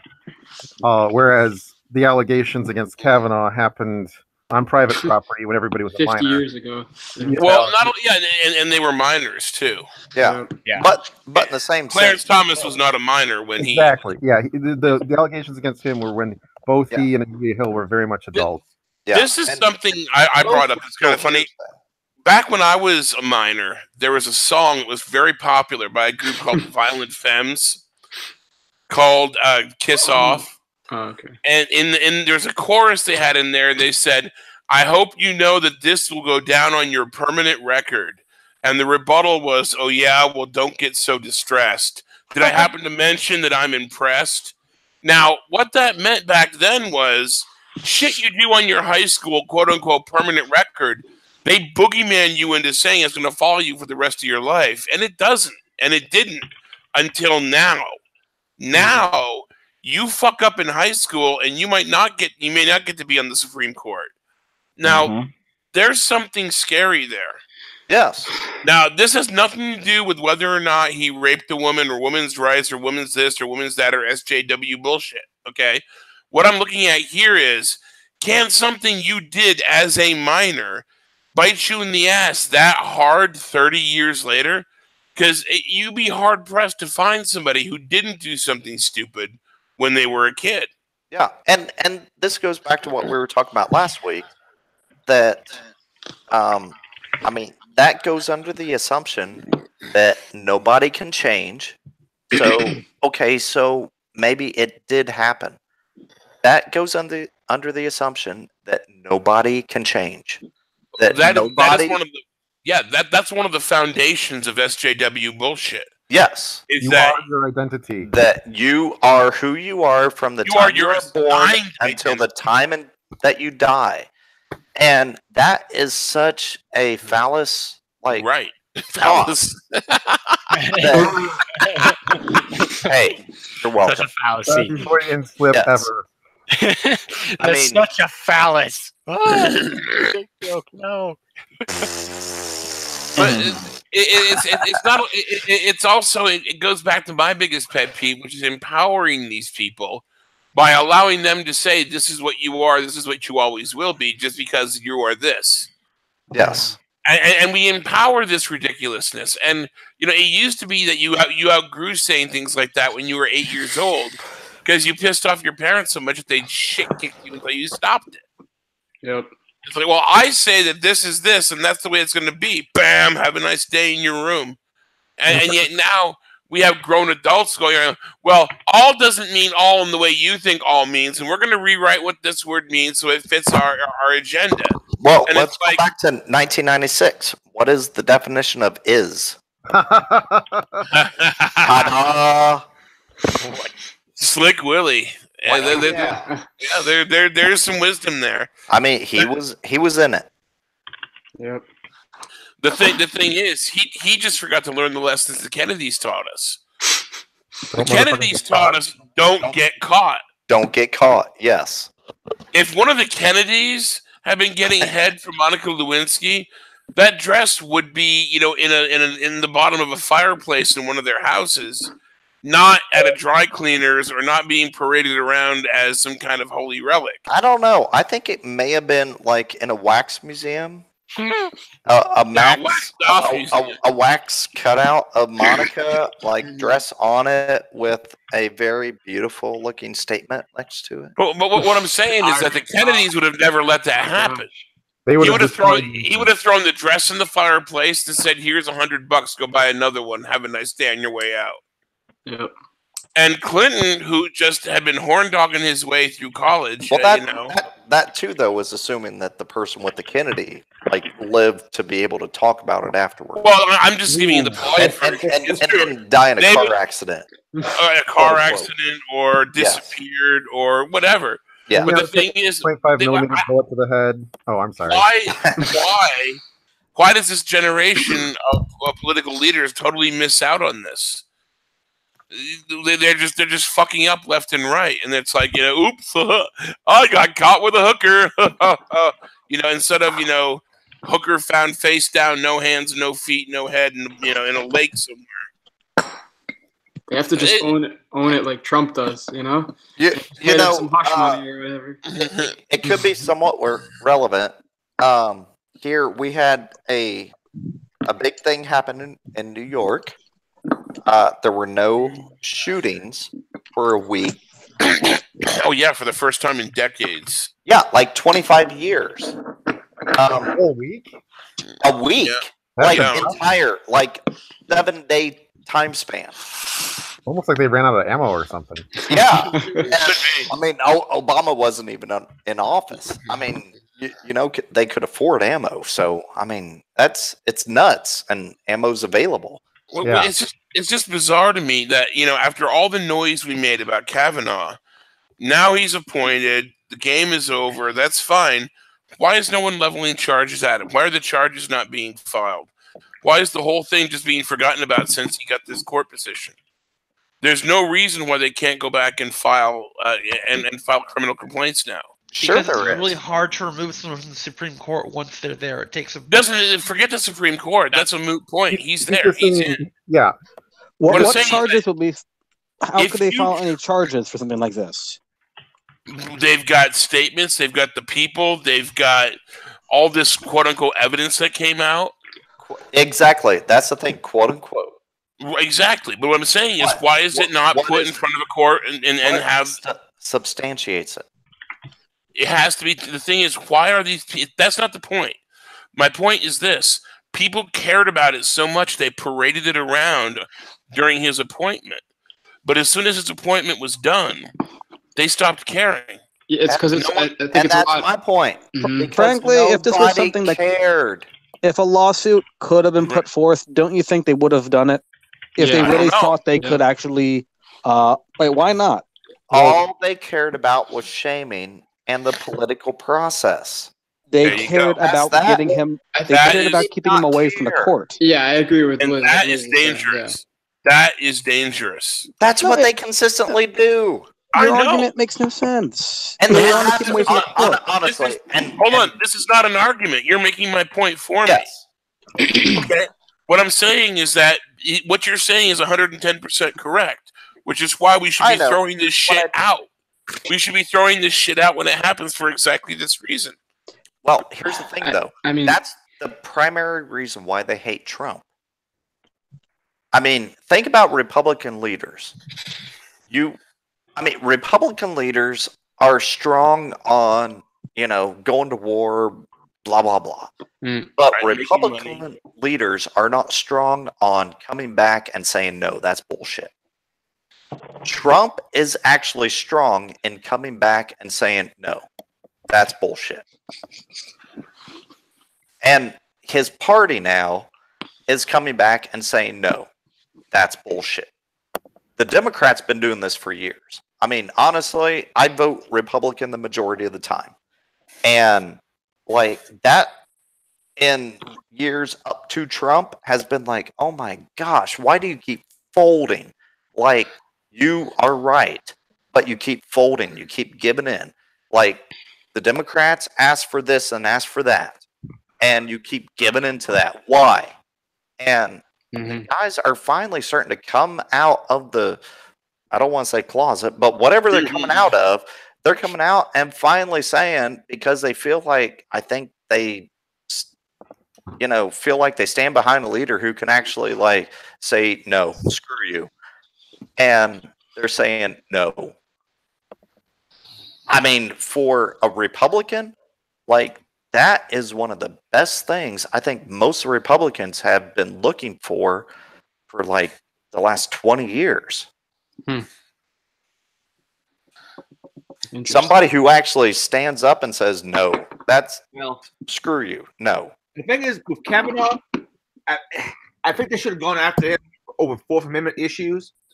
But and apparently someone tells me that the Democrats did do that. But I think, as Liz pointed out to me once in person, no one on either side really cares too much about the whole privacy issue. So it's not that. It's just not. It doesn't have a strong enough group of a partisan group to do this. Exactly. A lot because this crosses bipartisan lines. People's disgust for the other partisan party seems to be too much of a barrier to working together on this, from what my understanding, on the anti-mass surveillance kind of thing. And we will all pay for that. Yep. I hope that whatever happens, Kavanaugh does not result in a swing vote whenever the Jewel versus MSA reaches the Supreme Court. A swing vote. As in, I hope that it's not a 5-4 decision with Kavanaugh being one of the people saying mass surveillance is A-OK because national security takes priority over the Fourth Amendment. Yeah. Well, I mean, if there's a case involving that, given the court's current makeup, that's highly probable. Yeah, and Kavanaugh, given his history, is very likely to be one of the yay mass surveillance votes. And just to throw it out there, Kavanaugh obviously would not have been my first selection. Yeah. Like my previous arguments are just purely political side, not necessarily how Kavanaugh is. Well, you have to figure also that he's not alone in that. Yeah, if they hadn't pushed through Kavanaugh, you could go through our political leaders right now, left, right, and find people who have done the same things or worse that Kavanaugh has done. Yes. That does not legitimize. Guys, I was sort of saying this: if the Republicans hadn't pushed him through, though, there would have been more weaponization of accusations that don't have a whole lot of background information. There's only people referring to him. He is a rapist. No, we don't know that. We have accusations. If it wasn't for the fact, if it wasn't for him, if at that point they pretty much had to push him through, or they would have weaponized accusations. I personally think Trump should have nominated. Who's the lady who was nominated? Who was a possibility? Dancing would have went wrong with that, because that would have been, that would have been fun to watch. And I'm hoping that she might be nominated next, because she's on the short list for the next nomination. Well, I expect that the Democrats, when Barrett is nominated, are going to go after her for her religion. They're going to try to call her a cultist. What religion is she?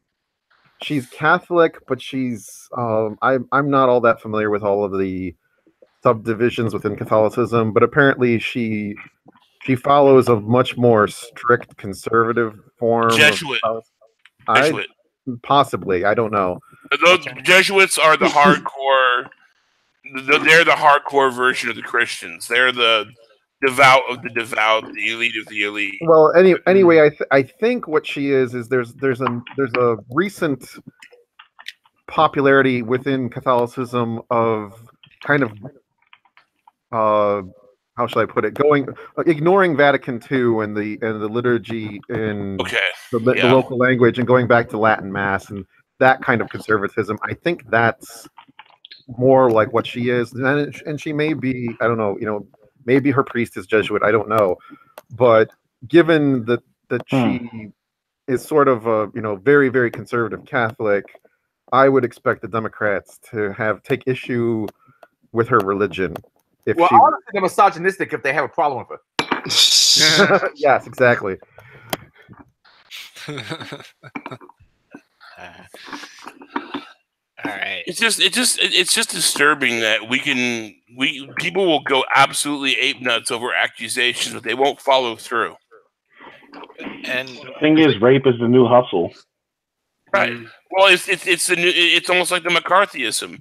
When it was like, you're a communist, and just the accusation of being a communist was enough to terminate a career. Well, I think that's precisely why these accusations have backfired on the Democrats. Like now, we're seeing it in the polls, particularly here in Michigan, that there's an awful lot of people who were independents or in the middle or moderate or whatever who are moving to the Republican side in the polls because they don't like the lawlessness that Democrats engaged in during the Kavanaugh post hearings.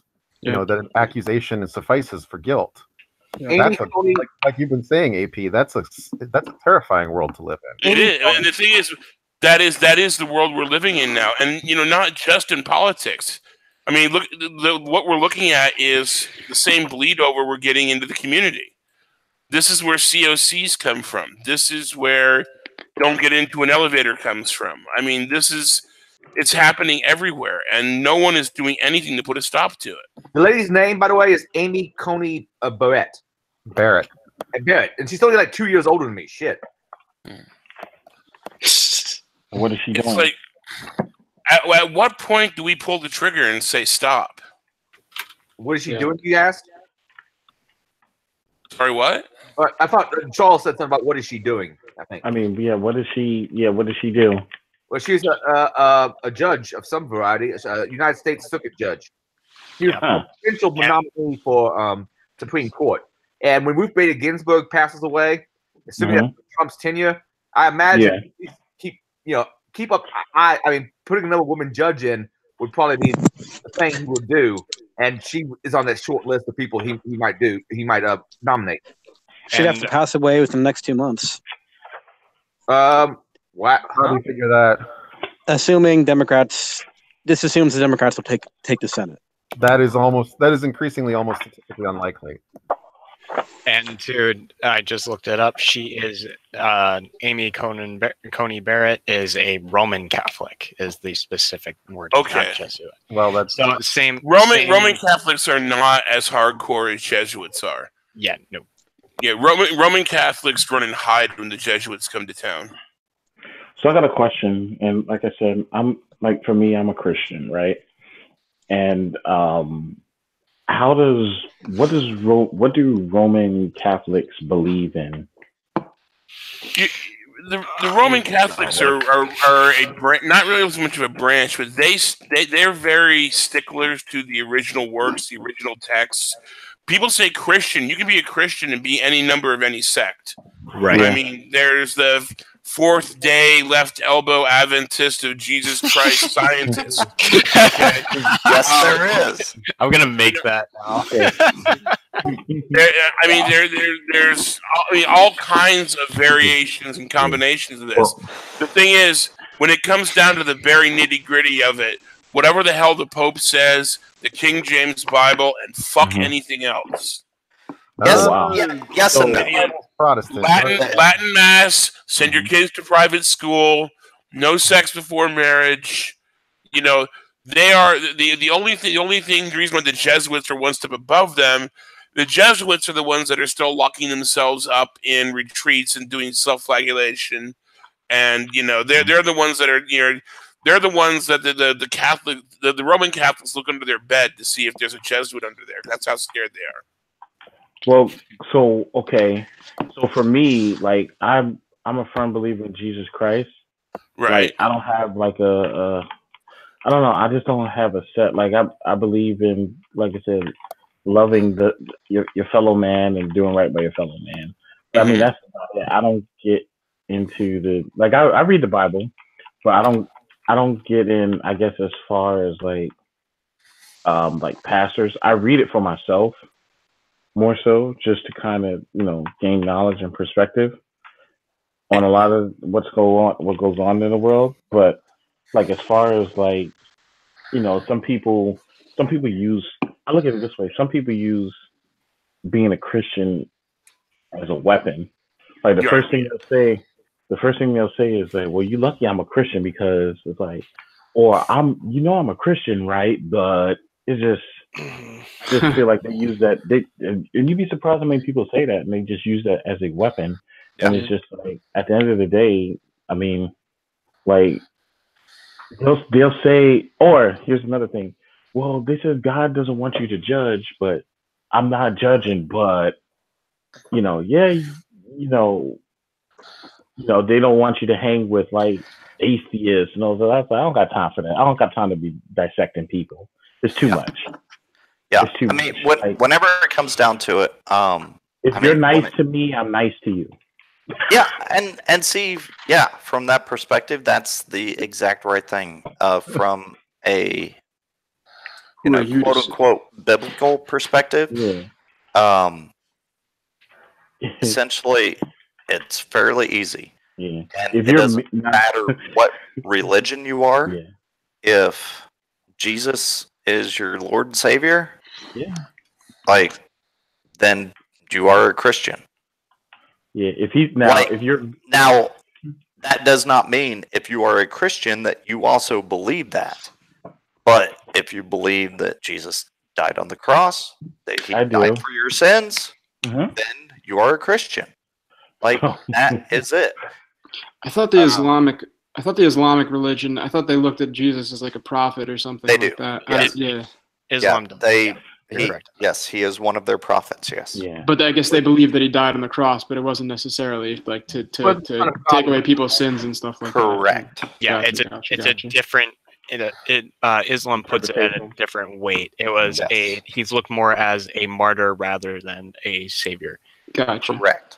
Yes. But you know what else was crazy? You know what's going on now?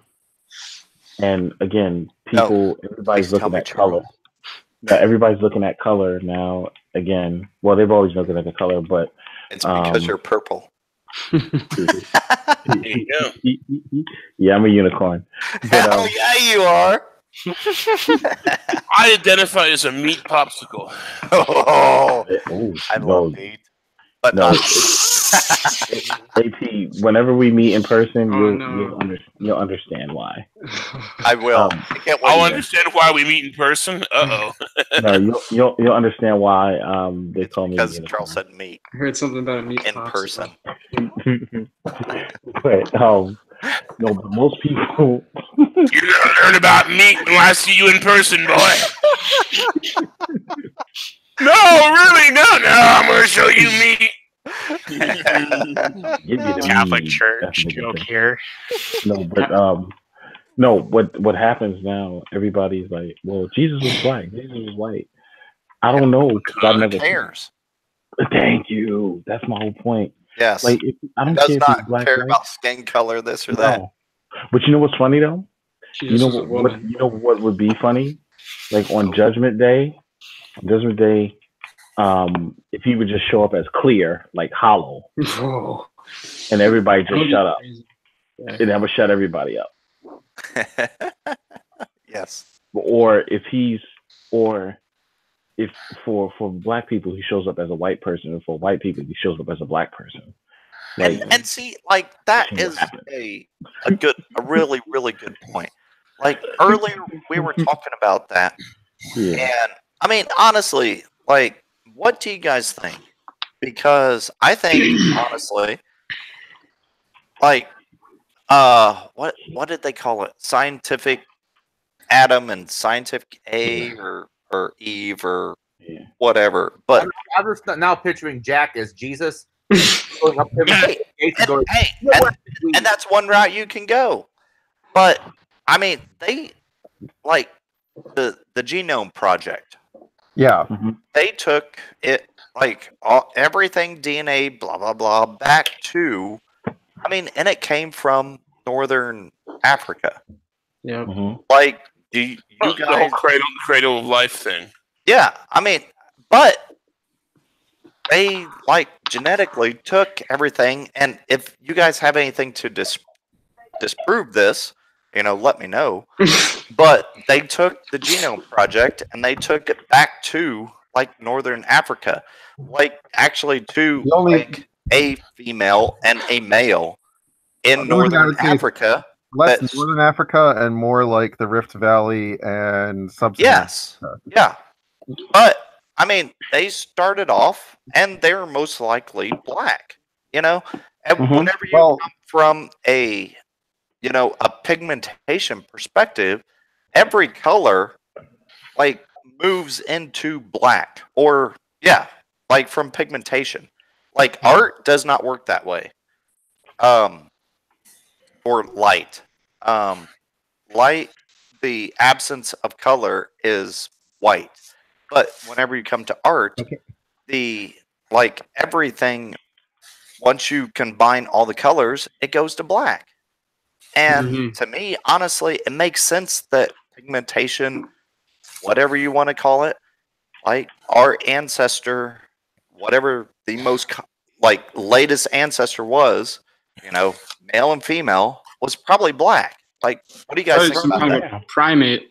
I thought, from primates. I don't know if it's necessary. Whether it's primate or human, God inspired this or that, do you think that they were like black? Yeah, they probably were dark skinned. I think they were darker skinned. Because that African sun is really hot.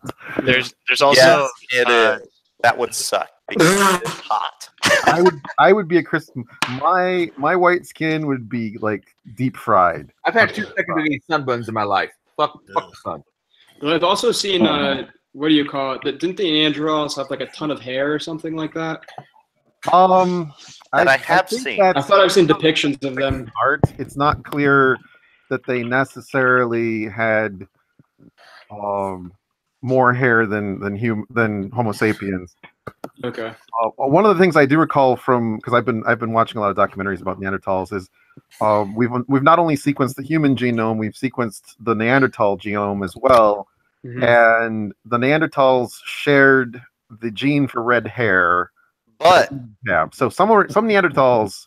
But did they shave their armpits? That's the biggie.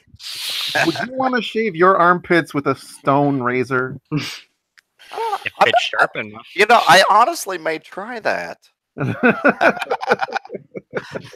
Let's know how that works out. All right, we are way over time. How about we do this or do the last bit of the show notes real quick, and then we'll go into offshoot talks, and we can or off-air talks, and we can continue this. Sounds good. We're done. All right, Adrian, if you want to be a presenter real quick. What on with you now? Just select me in the Hangout so that when I share my screen, that's the thing that's seen. Yeah, Cappy's got some good stuff.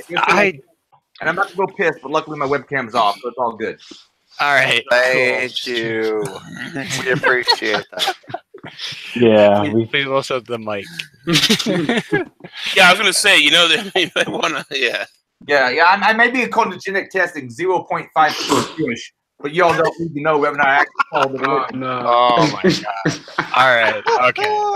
Okay. Magma. All right, so the vulnerability of the week. This one's a doozy. So It is. We love this. I was scrolling. Whoop. Kind of love. Yes. Blue teams, not so much. Red teams, holy crap, this is awesome. So yesterday, scrolling through Twitter, and this popped up. So libSSH, which is a SSH service, in a way. You can run it on a server. A lot of enterprises use it to manage SSHing into servers and whatnot. You can now authenticate with the server just by saying that, yeah, I'm authenticated, essentially. Oh, yeah, I read about that today. Thus the title in the show notes. What did I even say? It was something auth success. Let me see. It was something very millennial. IR auth success is what I said there. Now, the reason that this is a big deal is this bypasses all of your RSA key protections and and obviously your password protections. So, a good thing to note while I was doing research on this does not affect OpenSSH. So these are two completely different programs and projects. So these do not affect, or one does not affect the other in any way. So if you're running OpenSSH, you're okay. You're not affected by this exact exploit. So 95% of Linux out there is immune to this. So there you go. Correct. 95%. One of these things is not like the other. One of these things is not like the other, and 1,700 of these machines are facing the internet. As shown by Shodan here. We heart Shodan. I do heart Shodan very much. And this is looking specifically at anything libSSH 0.6. And judging by those, a banner grab by Shodan. Is it just a banner grab to see whether it's out there? Yeah, this is it's looking for the product that's running off of that server. So right, but is it detecting it by banner grabbing? I think this query is, yes. Okay. Yeah. And judging by those host I'm names just that I getting into Shodan, so I'm kind of new to it. Yeah. What's up, Darren? I was saying, judging by those host names I see, it looks like mostly people's home machines are the ones vulnerable, because those all appear to be residential reverse DNS names. Right. Rogers Cable, Verizon Wireless, Vodafone, Italia, DSL. A lot of this stuff is users. So there are some people on Twitter that are showing how to look for it using Masscan. Yeah, that's a super useful tool. Yes, definitely look at Masscan. And this is and that 1,700 number is only looking at versions 0.6. If you were to look, this goes from everything from 0.6 onward up until the latest patch, which was 0.76 and 0.84. Have released patches for this issue. Now, there wasn't any POC yesterday, but then I got up this morning and it was like Christmas because I'm gonna butcher his name so bad. I'm just gonna put out. I think this is his handle. Not Soldad. Put this out on seclist.org, and I'm gonna bring up PyCharm so that I can actually show you guys this a little bit easier. If you guys can see that, okay. Essentially, what the attack would constitute is this section right here, which is this message that's being added onto. You're literally adding that user auth success that was described by libsh itself, saying that yes, I am authenticated and I've successfully authenticated, even though that exchange of password and RSA keys has not happened. And if you look at the source code, hopefully I'm still sharing my screen. If you can see that. Yes. They are not verifying that there's actually, and these if blocks here, which is how the packet, so that message that's being sent is being handled by this static array here with all these if statements here. And there is no authentication happening or no check to see that an authentication has actually happened. It is merely seeing that there has either been a failure, a success, or that a banner request has been made. Nice. So, and if you go into the actual git log of the source, which I was looking at yesterday, but I omitted that from the show notes because that gets real technical and isn't towards what the actual vulnerability is. They fixed it by adding that check to say, have we authenticated? And has there been an exchange of keys or passwords or both? Wait, so that this sounds like an if then. It is an if then. It is literally down. This is why I thought it was the most basic, simplistic if then in history. Yes, it is. It is an if then fail. And Hey. I found it amazing. Yeah, actually, can you go ahead and add that over to the show notes? I will find that and add that to the show notes. Cool. I will have to comb through my history real quick. But yeah, they got this out fairly quickly. They updated those versions. Last I looked, like this morning, it was like 17 hours ago. So they finished it last night, and it is now open, or has now been released to the public. So if you're running libssh, you can now grab that other version and update that, so that you are not going to get screwed by 29 lines of code.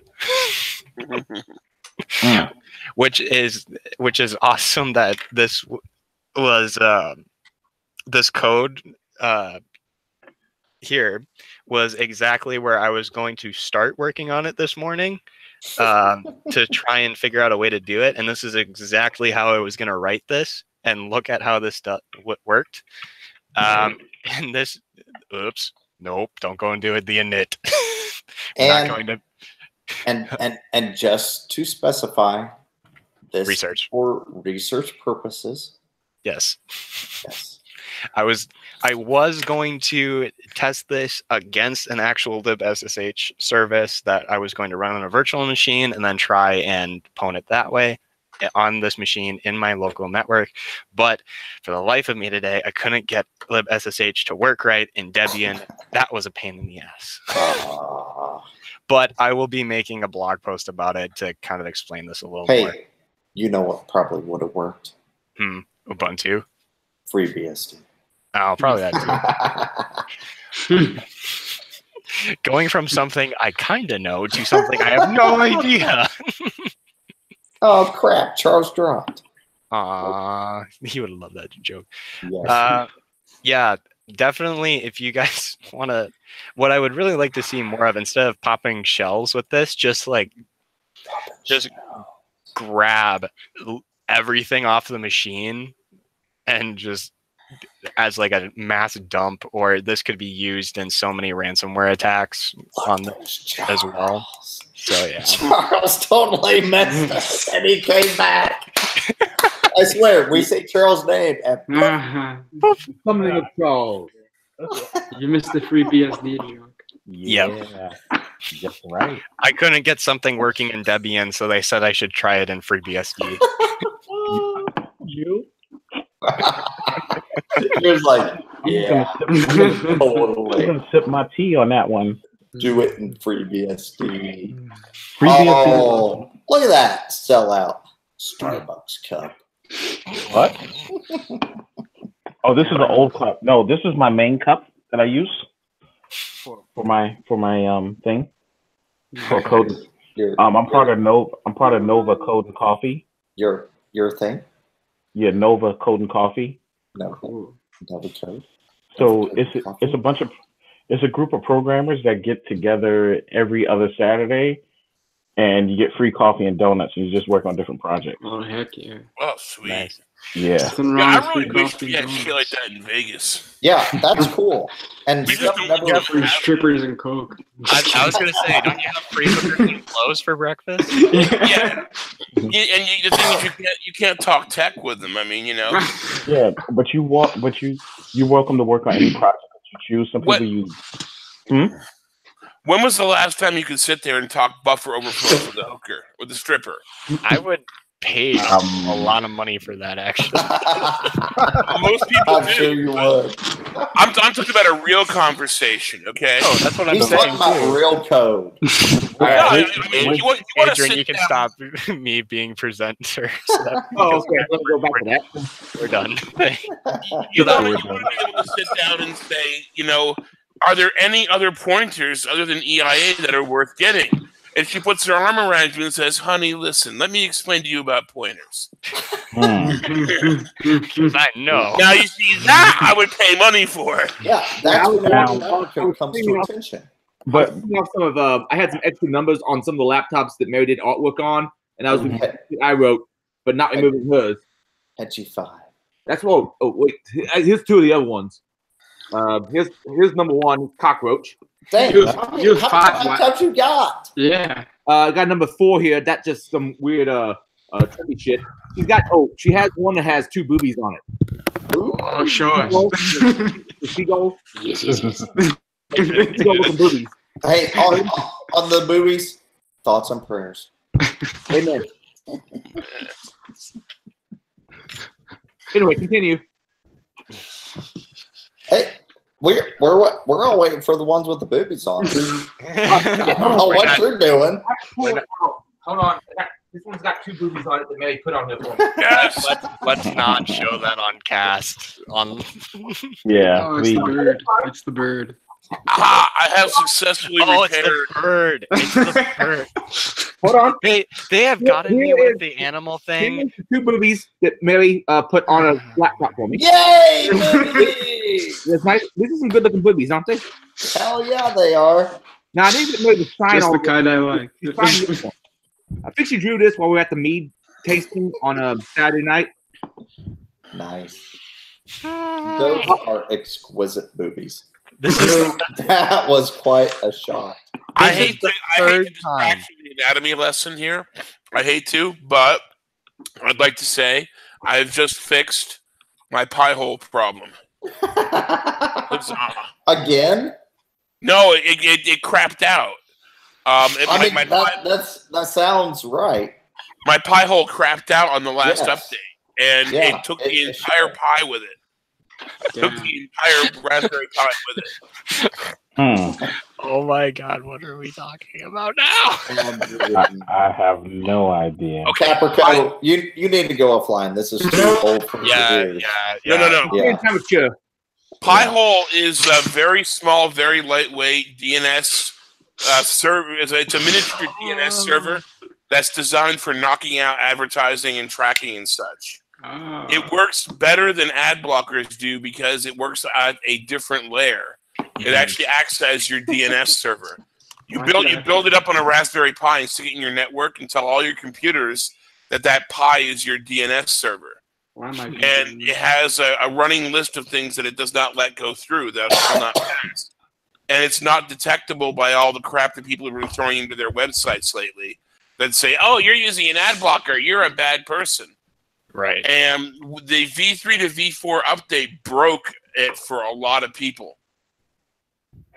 the engine update to V4 broke it, and people were trying all kinds of stupid crap to get it working again. And I just now, after like 3 days, got it fixed. It's now working again. Unfortunately, the solution is to not follow any of the directions that are out there on the net, and just nuke it from orbit and download the V4. Because there's a problem with the V4 install script that's making it crash out. And some bright penny said, oh, hey, here's a command you type in that'll fix everything. And the command basically erases and revokes all of your SSL certificates. And when I say all, I mean everyone. And you try to touch any, and you can't restore them sanely. I ended up nuking the entire Pi, putting a new copy of Noobs on it, and rerunning everything, and it came back. But yeah, restored it insanely. It was just I've been running without my. Well, I've got a backup, but I've been running on the backup for a couple of days now, and ouch! It just hurt. Well, plus also I've got this Ancient X LED sign that's driven by Twitter and Pi-hole. So it alternates between showing my Twitter feed and how many ads the Pi-hole has blocked in the last 24 hours. Nice. And it's all automated. So it's just I can just sit here, a news story comes in here, the sign will beep, and it'll say, here's your news story. And then it'll say, by the way, we've blocked 10,000 ads in the last 24 hours. Does it kind of act like a ticker? Yeah. Yeah. Nice. Yep. I've got pictures of it on all over the place. On my Facebook, I can.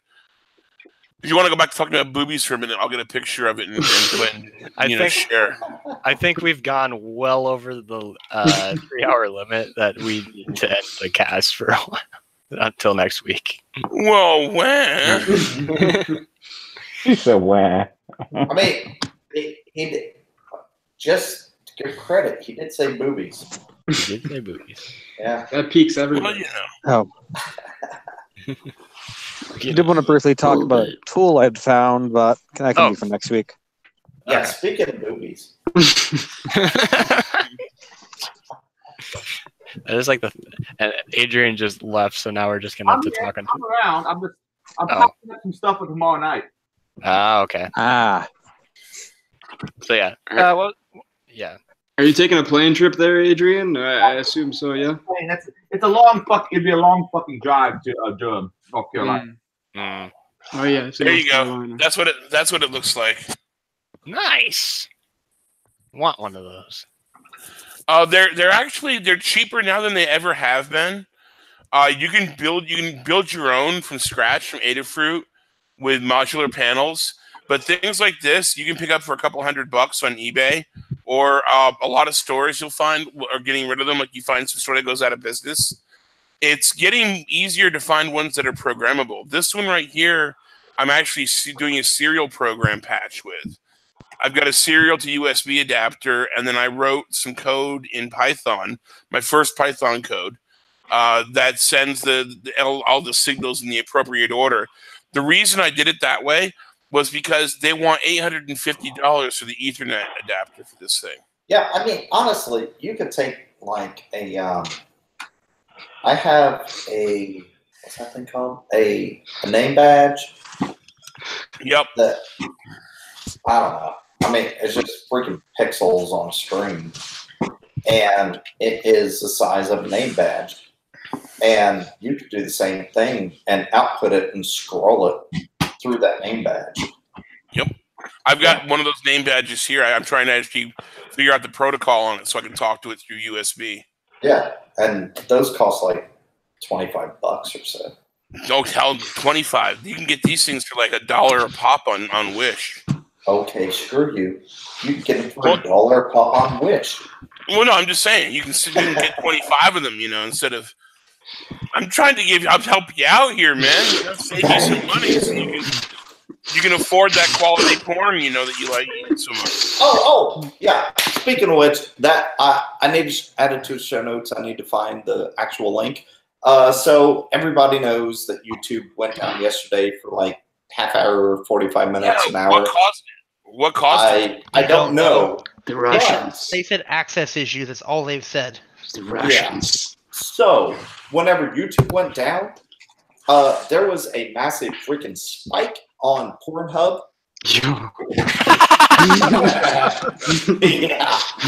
So I need to find the link, and once I do, I'll throw that into like whatever we have for additional information and show notes. But yeah, I read that. That was just freaking hilarious. It seemed to me that the site was up. It was just that it couldn't stream anything. Yeah, that's kind of an issue. One of our listeners, or one of the people in chat. All right, fucking Lago says they were scrubbing NPC videos. Oh as my a joke. I have hope to agree. I thought it. I didn't say it. That they were probably scrubbing the NPC accounts. Oh my god! And Alex Jones again. Yeah. Is he back on YouTube? No, well. I mean, okay. He's Think probably about trying to if you were to think about it, removing Alex Jones officially, okay, cool. But then you have everyone who's just gonna like download his videos and then upload them to YouTube. Yeah. Now you play whack-a-mole. Yeah. So, are you gonna go after those people? I don't know, man. It's a weird time, man. This is what you tell him right there. Yeah, there you go. Oh. You just wait for that door to seal shut, you know? So check this out. So a small plane, like a double prop, landed or crash landed at Mansfield here in Ohio. Yep. The pilot perfectly fine, got out, no injuries. But and it was a small regional airport that he landed at. Well, crash landed at. Right. So who is investigating the crash landing? FAA, most likely. NTSB? That's what I thought. Highway Patrol. What? No, that doesn't make any sense. I'm like, what? No. Yes. No. That's why. Even I worked at a regional airport. If we had any crashes, it was the FAA was going to show up. And that's what I figured. And I'm like, wait, what? Like, that seems like it should be the FAA. And they're like, no, it's the Highway Patrol. What? How? Why? Illustrious, like anybody, do you have any thoughts as to why it would be the highway? I was like, okay, well. Now you're saying it's like the Ohio State Highway Patrol? Yes. What the hell? Yeah. Maybe did he like land or take off from the highway, or did he cross the highway too low? Or I mean, that's the only way I can think of. A regional airport. Okay, what was Do you have any marijuana in the plane? No. Like no drugs, no nothing. They're trying to do asset forfeiture on him, you know? Yeah, just like small plane landed. Pilot gets out okay, but the people investigating the incident are the Highway Patrol. So Jack just posted this in chat saying budget cuts. So FAA might not have the budget to take it over. Again, get on the cast. he might be preoccupied. Stop being preoccupied. He might be getting tickled. Stop getting tickled. Tickle. Yeah, telling it to Jack is like telling the water not to be wet. Yes, this is my underwear. Great. Yeah, that's a non sequitur. Anyway, and this is my pie stack. I'm sorry to hear, Jack, that you're sick. Jack's sick. Are you sick? We've known you've been sick, but why aren't you on the cast? Yeah, we know you've been sick for a while. Speaking of sick, Will just joined, it looks like. Sick! Ooh, got the Will.